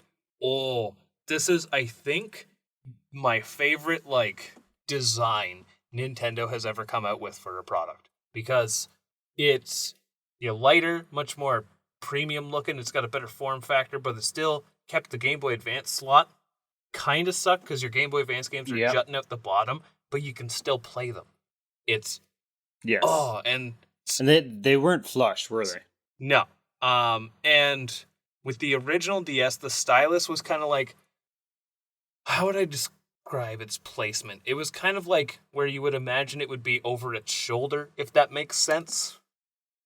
Okay. And, it was like kind of tucked in the back in the middle of the thing, and it just didn't really work out. As where the SP, it had it in this perfect spot along the side, where you could just kind of pop it out with your index finger, ready to go. Pop it back in. The SP? The DS Lite. DS Lite. Yeah. Right. Yeah. So, wonderful thing. And then they fucked it all up. Because it came out with the DSi. Yeah. Which was, what, internet-based? So yeah, the DSi... internet access? It was Wi-Fi capable right out of the box. And also had a built-in camera. Which, back in the day, this is when cell phones with cameras were becoming a big thing and all that. So Nintendo got into that market. And Gotta honestly, have it. for a camera on a kid's toy, essentially, it was probably pretty top notch. But I never bothered with the DS Lite because I want to play Game Boy Advance still, or DSi. The DSi. God, getting these all mixed up. But because Nintendo's naming convention sucks too. It does, but at least when I think about it, I know what they are. But the DSi was the start of the XL line. Yes, because they had the DSi XL, which is just the same thing, just larger. Bigger screen, some people would find it more comfortable if you do big hands, all that stuff. But it came with the chunkiest stylus ever. The DSi also took out the Game Boy Advance cartridge slot. That's why it's a disappointment. I am a disappointed father. Yeah. Yes. Yeah. How could you do this, my son? No, especially when there's DS games that use that cartridge for I think it was Rock Band or Guitar Hero for DS. Yep, Guitar Hero on tour. Cartridge slot. Yeah. There was a couple different things that had peripherals. They came out with a lot more in Japan, but all the same, there was a lot of creativity with the Game Boy Advance slot. Like, for example, the DS was capable of having a rumble pack. Yep. So, and they also came up with a lot of DS games that had, features hidden behind having certain Game Boy Advance games in. Like, I know, what is it? If you're playing, I think, one of the Mega Man Star Force games for DS, if you have one of the Battle Network games in the bottom, you'll get it unlocked content. It was almost like DLC packs. Nice. Yeah. Very cool features. Kind of hidden. Yeah. Best-selling game? For the original DS, This could contain the DS Lite, DSi, and DSi XL. My first question is it a Pokemon? No. No. Okay. This is the first handheld that Pokemon was not in number one. Mario Kart DS. No. Oh. New Super Mario Bros. That makes perfect sense. That game was a phenomenon. And then they came out with the 3DS. Yeah. And the 3DS had a few different versions of it as well. The 3DS had too many different versions. Yes. Yeah. So it was compatible with the DS and DSi. Yeah. Then they also had the 2DS and the new 3DS. Yeah. Plus the 3DS the new XL. 2DS, I guess. 3DS XL. Yeah. The new 3DS XL. Yeah. Now, this is probably the first time that Nintendo pulled a PlayStation, and the new line of 3DSs are like the Pro models, essentially, because there were games exclusive to it, and also it was only on the new line of systems that you could download Super Nintendo Virtual Console games, which is so dumb. It is. You can very much run those on a standard 3DS. Yes, because you still had shoulder buttons. You still had your 4 face buttons, D-pad. Oh, they said it wasn't powerful enough, which is hilarious. I find that hard to believe. But the funny thing is, there is actually a significant difference in processing power between the standard 3DS and the new 3DS. Yep. I think the best example is they ported Xenoblade Chronicles to the 3DS. And you can play it on an original. Shit chugs hard. And, mind you, it still struggles on a new 3DS, but it's playable. Right. So, there was at least... So, just taking a quick look at the differences between them. Yeah, the processor was quite a bit faster. Yeah. 804 megahertz quad-core ARM11 versus 268 megahertz. Yeah. And they doubled the amount of RAM. They also added they added a C-stick, and by C-stick, I mean C-nub. Yes. To the new line of systems. Thing is terrible. Yes, but also it mitigated use of, I believe it was called the Circle Pad Pro, and Right. It was the external C stick that you could put onto the 3DS, and it just got awful. Yeah. Yeah. It almost made it as big as Wii U gamepad. Yeah, but Not quite as big, but you know what's wild about the 3DS is what's that? one of its earliest games was Metal Gear Solid 3. Oh, weird. Yeah, and that was a game that was like, you need to buy the Circle Pad Pro to play this game. Yeah, that's very weird. Also, another random... Although, you know what? What? If like the size of the Circle Pad Pro, it is a full-on joystick. Yes, it would have been much more compared comfortable. to the nub that they have. Yeah. It would have been much more comfortable.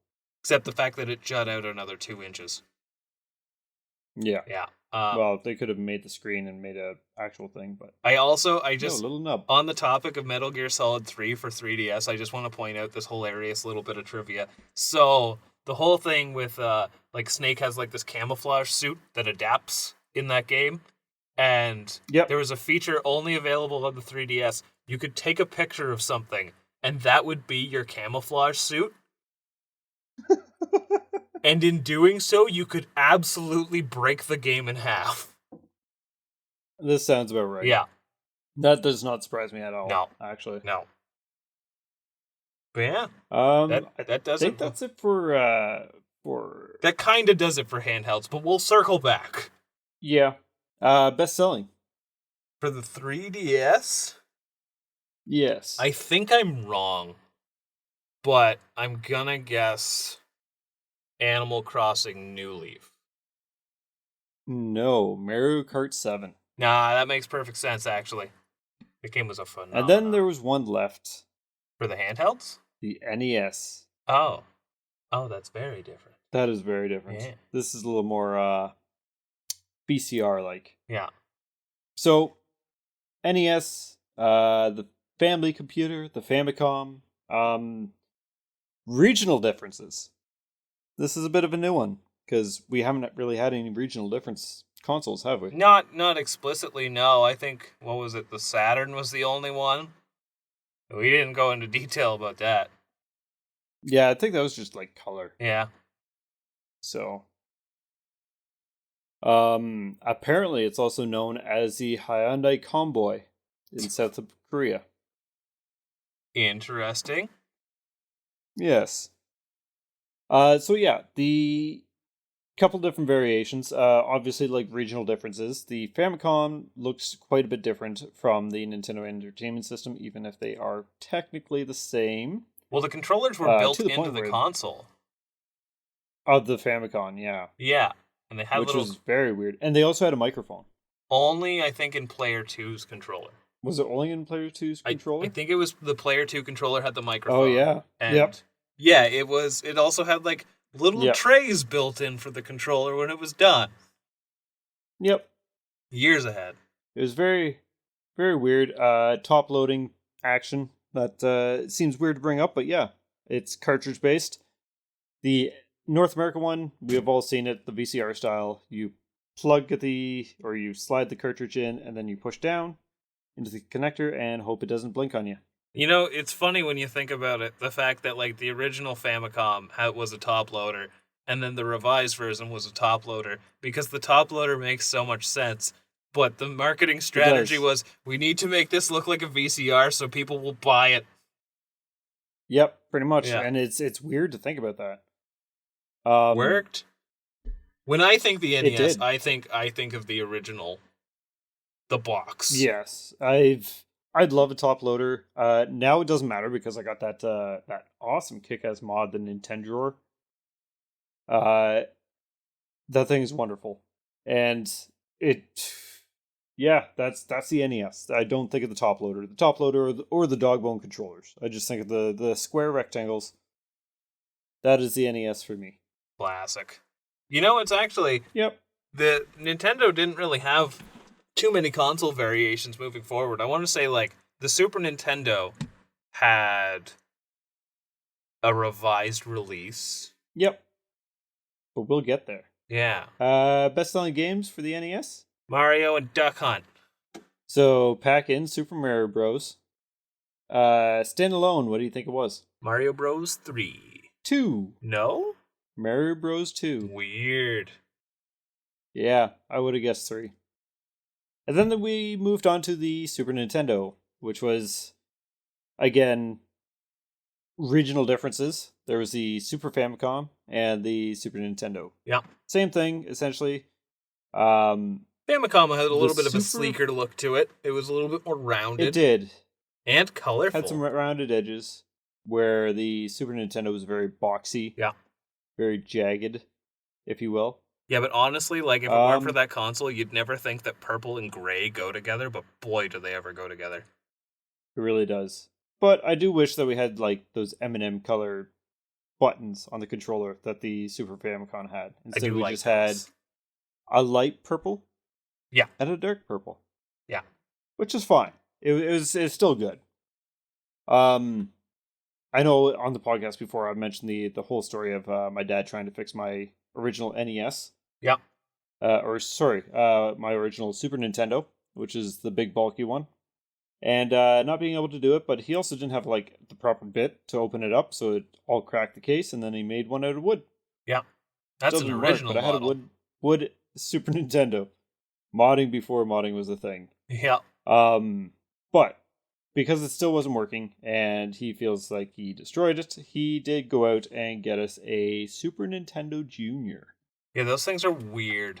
They are weird because it's like if the Super Famicom and a Super Nintendo had a baby. It's like partway between that. Got that more rounded it's kind very, of pill like, shape to it. It has more of a rounded top, steeper at the front with 2 purple buttons. Yeah.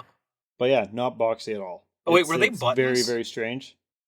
Because like they were, one was like, the slide, they were one was the switches. button. Ah, peculiar. One was the switch, one was the button. Huh. Yeah.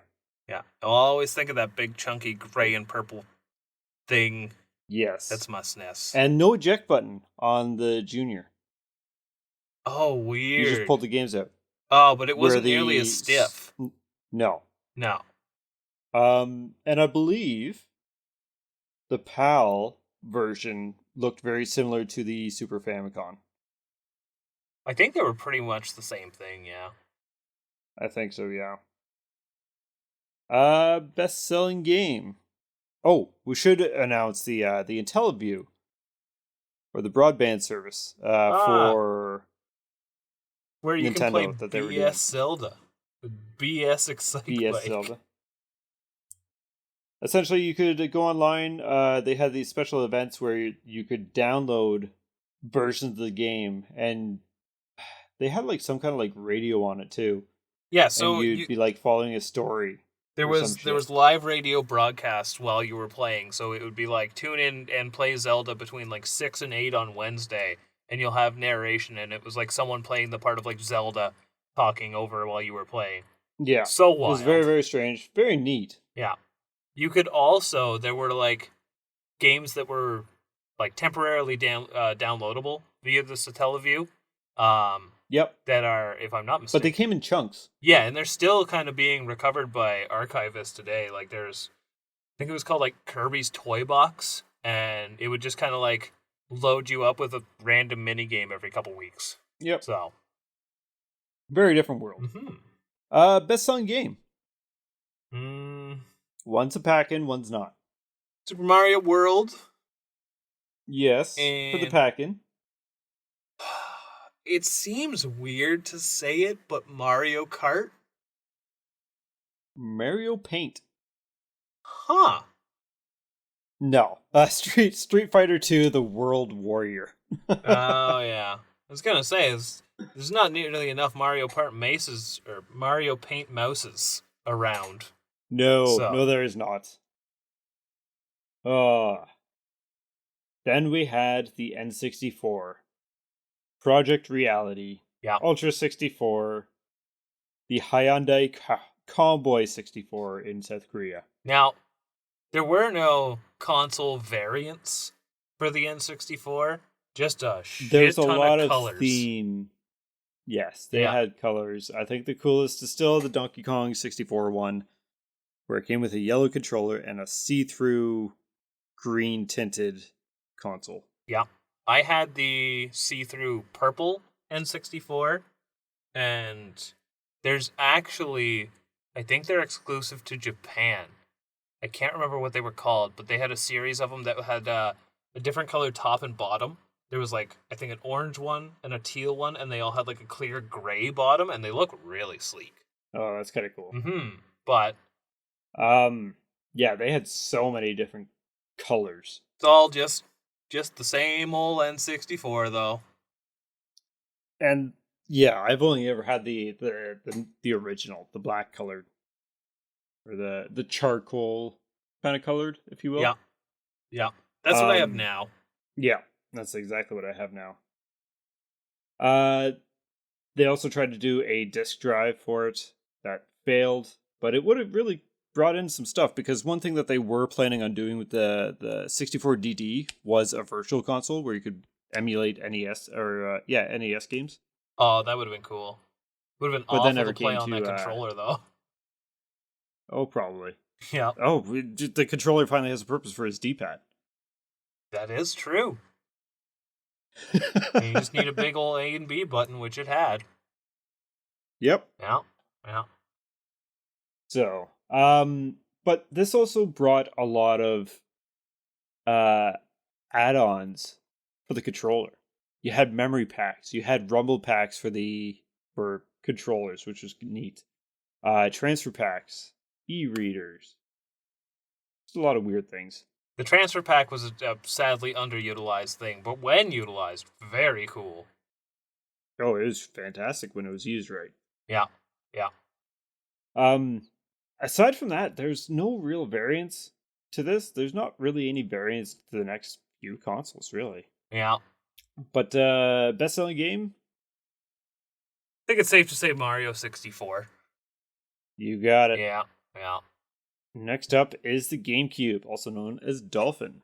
So, as far as just being a cube, there was, a handful of different colors, but there is one very exciting oddity for the GameCube. Oh yeah, you probably want me to say what that is, isn't it? Yes. What do they call it? I think it's the Panasonic Q. Oh, the Panasonic Q. Yeah, so this is the same kind of situation as with the PSX. But I want to say this is like one of the more well-known cases. Yes. Plus, it looks nice. So it's a DVD movie player, but you could also put in GameCube games. But it's essentially like an entertainment system. Yep. So they're very, very neat. It looks so sleek and futuristic. Yes. Yeah. But I don't think you could attach on one of the greatest attachments ever, and that's the Game Boy Player. Oh, the Game Boy Player is what makes the GameCube. Well, no, but yes, it is a very. I like it because it harkens back to the Super Game Boy. Yes, and the Super Game Boy was fine and everything, but the Game Boy Player could do both, could they not? Yeah, the only thing it wasn't capable of, which is hilarious that they had a failsafe in for that, was the Game Boy video cartridges. They don't want you recording these really compressed versions of SpongeBob on VHS through your GameCube. Or Shrek. Yeah. But yeah, they did have a couple of different variants, but it's more like they took things away. They took away the HD out. Not that it was really all that HD, but it's definitely more HD than what it was. I think it's funny that... but no one could buy the cables. I was going to say, they aged backwards. Yeah. But Nintendo was always thinking of, the lowest common denominator accessibility. They were always, when widescreen TVs were becoming more of the fashion, they were still putting out the smaller resolution style games. Yep. So. It's very unique system. I'll say that. I actually really enjoy my GameCube. Yeah. To be honest. I fell in love with Luigi's Mansion 1, which I will still firmly say is the best Luigi's Mansion so far. One day I'll give them a go. Best-selling game. I don't think I'm right, but Smash Bros. Melee? You got it. Oh, damn. It's a good game. And then we got the GameCube with motion controls, otherwise known as the Wii. Really is, though. I mean, hardware is not much of a step up. Well, essentially was a GameCube with a few enhancements. Yeah. Now this did have a couple of variants. They had one that was just for Canada, which couldn't go online Yep. because apparently us in Canada don't have online. Um, but yeah, they had one that was GameCube compatible and one that was no longer GameCube compatible. I Yep. think that's the only differences Yeah, between it. so the original one, you could put GameCube discs in it, and it also had GameCube memory card slots and controller ports. Yes. And then the later revisions, they trimmed all that stuff off. But I mean, if Yes. you're just shopping for a Wii, that's all you need. But mine's a So the Wii and a one GameCube. released, which was top loading disk drive, Yep. the Wii Mini, didn't have lack of GameCube support. Removes Wi-Fi and online connectivity, along with the removal of the SD card slot. Oh. So you couldn't even transfer things from a different thing. Also removed support for 480p and component video. Now, I don't know for certain, but I want to say it was really cheap. Like, it was like $90, maybe $100. Yeah, it was $99.99 Yeah. Canadian. So that's a budget console right there. Yeah, and that's apparently the only reason that they made it is to make it as cheap and affordable as possible. It And worked. it's like, I get it, but this was the age that updates started becoming necessity. Well, and not only that too, I think it was just poorly timed because I want to say I got my Wii around that time for cheaper. I got mine used, but at the same time, Yeah. like there was enough going around. We didn't need any more of these. No, we did not. No. The Wii, I feel like it was the first step in Nintendo's bit of downfall. Like, I love the N64. I know it didn't do as great. Same with the GameCube. I love the GameCube. Didn't do as great. But it was a Wii that I kind of like. I loved the idea. I loved the. I was beyond hyped to get one, and it just kind of went, eh. And I feel like a lot of people did the same. So But it sold a fuck ton. I got my Wii, and I wanted it mostly for Smash Bros. Brawl. Gotta love them Smash Bros. But other than that, like I have a small handful of Wii games. I can't even think of what I have, but it was mostly like the Virtual Console machine for me. Yeah, That was that the most was exciting. actually pretty spectacular. That Yeah. I think that's all I used it for, aside from Red Steel and a Splinter Cell game, Double Agent, I think. Yeah, like I got the classic controller for it and everything. Like it was great for that, but as for actual Wii games, Yeah, yeah, I didn't want to wag. no. Best-selling games. So I think it's safe to say because it's a pack-in Wii Sports, but Yep, without being a pack-in, I'm gonna guess Mario Kart Wii. you got it. Yeah. Now that is one that I will say is an experience you can it's only on the Wii, but at the same time, it is something everyone should try out. You get yourself one of them shitty Wii wheels, and it is a good racing game. I feel like probably people have 3D printed some stuff that makes that like into an actual wheel, so I you're can not just believe that. hanging onto the air with the wheel. The air makes it a little harder to probably keep pretty track great. of. Yeah. Oh. And then we moved on to the biggest unknown thing. This wasn't around If long you enough will. to get a variation. No, No. although I think it did. It did have a variation. Wait, what? Yeah, I don't remember Huh. what was done with it. I think it might have just been size, but the Wii U. And this had even myself back in the day. It's like, okay, so it's an add-on for the Wii. I don't care about my Wii. Why am I going to care about this? No, it's just a whole other console. And I know a lot of people were under the same same thing, and it was backwards compatible. I don't think you could do GameCube on it though. No. And the idea of having a screen in your hands was kind of dumb. So, I like a lot of what the Wii U could have been. It just never was. Because the DS is such a unique way of playing. And to kind of translate that into a home console could have been really cool. But they just didn't really go for that. No. Oh, poor Star Fox. Yeah.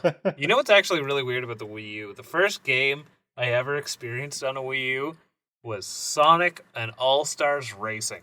Weird. Right? I don't know what to say about that. It's honestly a pretty good racing game. Yeah? Yeah. I think I ended up getting it for Steam like a little while later because I wasn't buying a Wii U for it, that's for sure. No, that's fair enough. Yeah. I will say this, Wii U's are great for modification, if you will. They are mod champs. And the fact that like it's a console that you can play DS games on realistically makes well worth it right there. Yeah.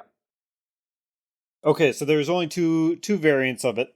The basic version, which is white, and only has 8 gigabytes of internal storage, and they have the deluxe version, which is black, and it has 32 gigabytes of internal storage. Right. But beyond storage, I don't think it was doing anything different. Nope. No, I think they had the exact same stuff. And then, yeah, it flopped. This was kind of like, oh, Nintendo, you're not doing good. And everyone thought Nintendo was going to give up on the console market. They even were saying, like, Nintendo, give up. Do what Sega did. And then they came out with the NX, or the Nintendo Switch, which is a handheld console hybrid. Yeah. I think everyone knows what the Switch is. Lightning there's in a multiple bottle. different themes. It is the lightning in a bottle. They caught it again, finally. The fact that this has multiple controller options is great. The fact that it doesn't have Joy-Cons that you can just buy individually with the D-pad instead of the gumdrops is kind of silly. Well, and the support it even got like from third parties and in a good way. Now, I much prefer like my official Super Nintendo like wireless controller, but even like 8-Bit Do was coming out with like their wireless controller adaptation. The thing that I like about the Switch is, yes, it is its own thing, but it almost kind of feels like the Omni Nintendo console. A little bit of everything. Yeah, like it's almost like what we wanted the Virtual Console on the Wii to actually be is what we've gotten with the Switch. And I think that's pretty incredible. Mm-hmm. Because we are getting, it's not the Virtual Console, sure, but we are getting GameCube games, we are getting NES, Super Nintendo, Genesis. Game Boy. No TurboGrafx. No. But yeah, we get lots of that kind of stuff. It's really neat. Gonna go back for a second. Do we have best-selling game for Wii U? I'm gonna guess Mario Kart again. Yep. Yeah. And I'm already gonna tell you it's Mario Kart for the Switch. Well, we know that by a long shot. Yes. Yeah. Still to this day, just firing out copies. So, different versions of the Nintendo Switch. They got the Switch Lite, which is a tiny bit smaller screen, built-in controllers instead of the removable Joy-Cons. Its controllers have a actual D-pad, which is nice. That's honestly like the whole reason to get a Switch Lite, in my opinion. And that's what I mean. Like, they should release a set of Joy-Cons that have an actual D-pad. Yeah. The fact that they haven't is kind of asinine. You can get third-party ones, but it's just not the same. No, but I mean, I rarely play in handheld anyways. Yeah. I do not like holding things, apparently. But then they also have the OLED versions. And aside from that, I think it's just thematics that they have. I mean, if you really want to split hairs, there was a revised version from the original Switch to what wasn't the OLED yet, but it was just a slightly, I want to say its battery life was a little bit better, and they had also, given it a little bit better Joy-Con so they didn't suffer from drift, but realistically, you just have your base model, your Lite, and your OLED. Yeah. And I do remember the battery thing now. As someone who has all three, though I am most favorable of my OLED, this thing looks nice. I actually think my favorite of the three is the Lite. Really? Yeah, it is the most comfortable. Yeah, if you're gonna play it in handheld, then the Switch Lite is very much the way to go. The only thing that sucks about the Lite is the restrictiveness of it. The whole thing with the Switch is being able to go handheld or TV, right? So, right. It does lose points there, but if you're just looking to play something in handheld, it is hands down I'm using the OLED a lot still, like in handheld, and I actually find like my hands get kind of tired. Well, it is a heavier thing It's too, right? it's got a bit more weight than like the standard Switch, and maybe it's just because like I'm just not crazy about how the Joy-Cons feel. Everything feels a little bit too small and far apart. That's fair. Yeah. So yeah, So just looking at, they have this in grams, not pounds, for mass. Nintendo Switch with Joy-Cons attached, it's 398 grams. The Lite is 277 grams. The OLED is 420 with Joy-Cons. nice. But yeah, it's like it seems like a small difference, but you know, as someone who's done all three, you do feel it. Yeah. So the Lite is essentially a Nintendo Switch without the Joy-Cons attached. Yeah. It's a Nintendo 1DS. Wait. Yes. the Nintendo S. The OLED has a better kickstand too. Not just a better screen. The kickstand on the OLED's wonderful, actually. That'd be much better. Yeah. Do we count the cardboard cutouts of Labo different variants? No, because they don't play Switch games. They are Switch games. Fair. Yeah, but on that note, it's a special edition Switch that was like the contest winning for the Labo. So cool. Yeah. Cardboard texture on it. Like, that's so neat. Yeah, that's all there is to it, though. Yeah, and I think that that pretty much wraps things up for us. I think that's a fine comeback for us after our hiatus. Yes. This episode has got over 2 hours. I will give everyone at home an update. Yeah, the ice packs did nothing. It's really hot in here. Oh, and my light turned off too. I didn't even notice that. Upgrades are going good. Back to the drawing board, folks. Well, this is a good start to year 3 of the Optional Boss podcast. Thank you, everyone, for listening, for enduring us as we rambled on in the intro and during console variants. It's a weird world. And you can always find us on Instagram or Twitter or X or whatever you want to call it at Optional Boss PC. And we will see you next time. Bye.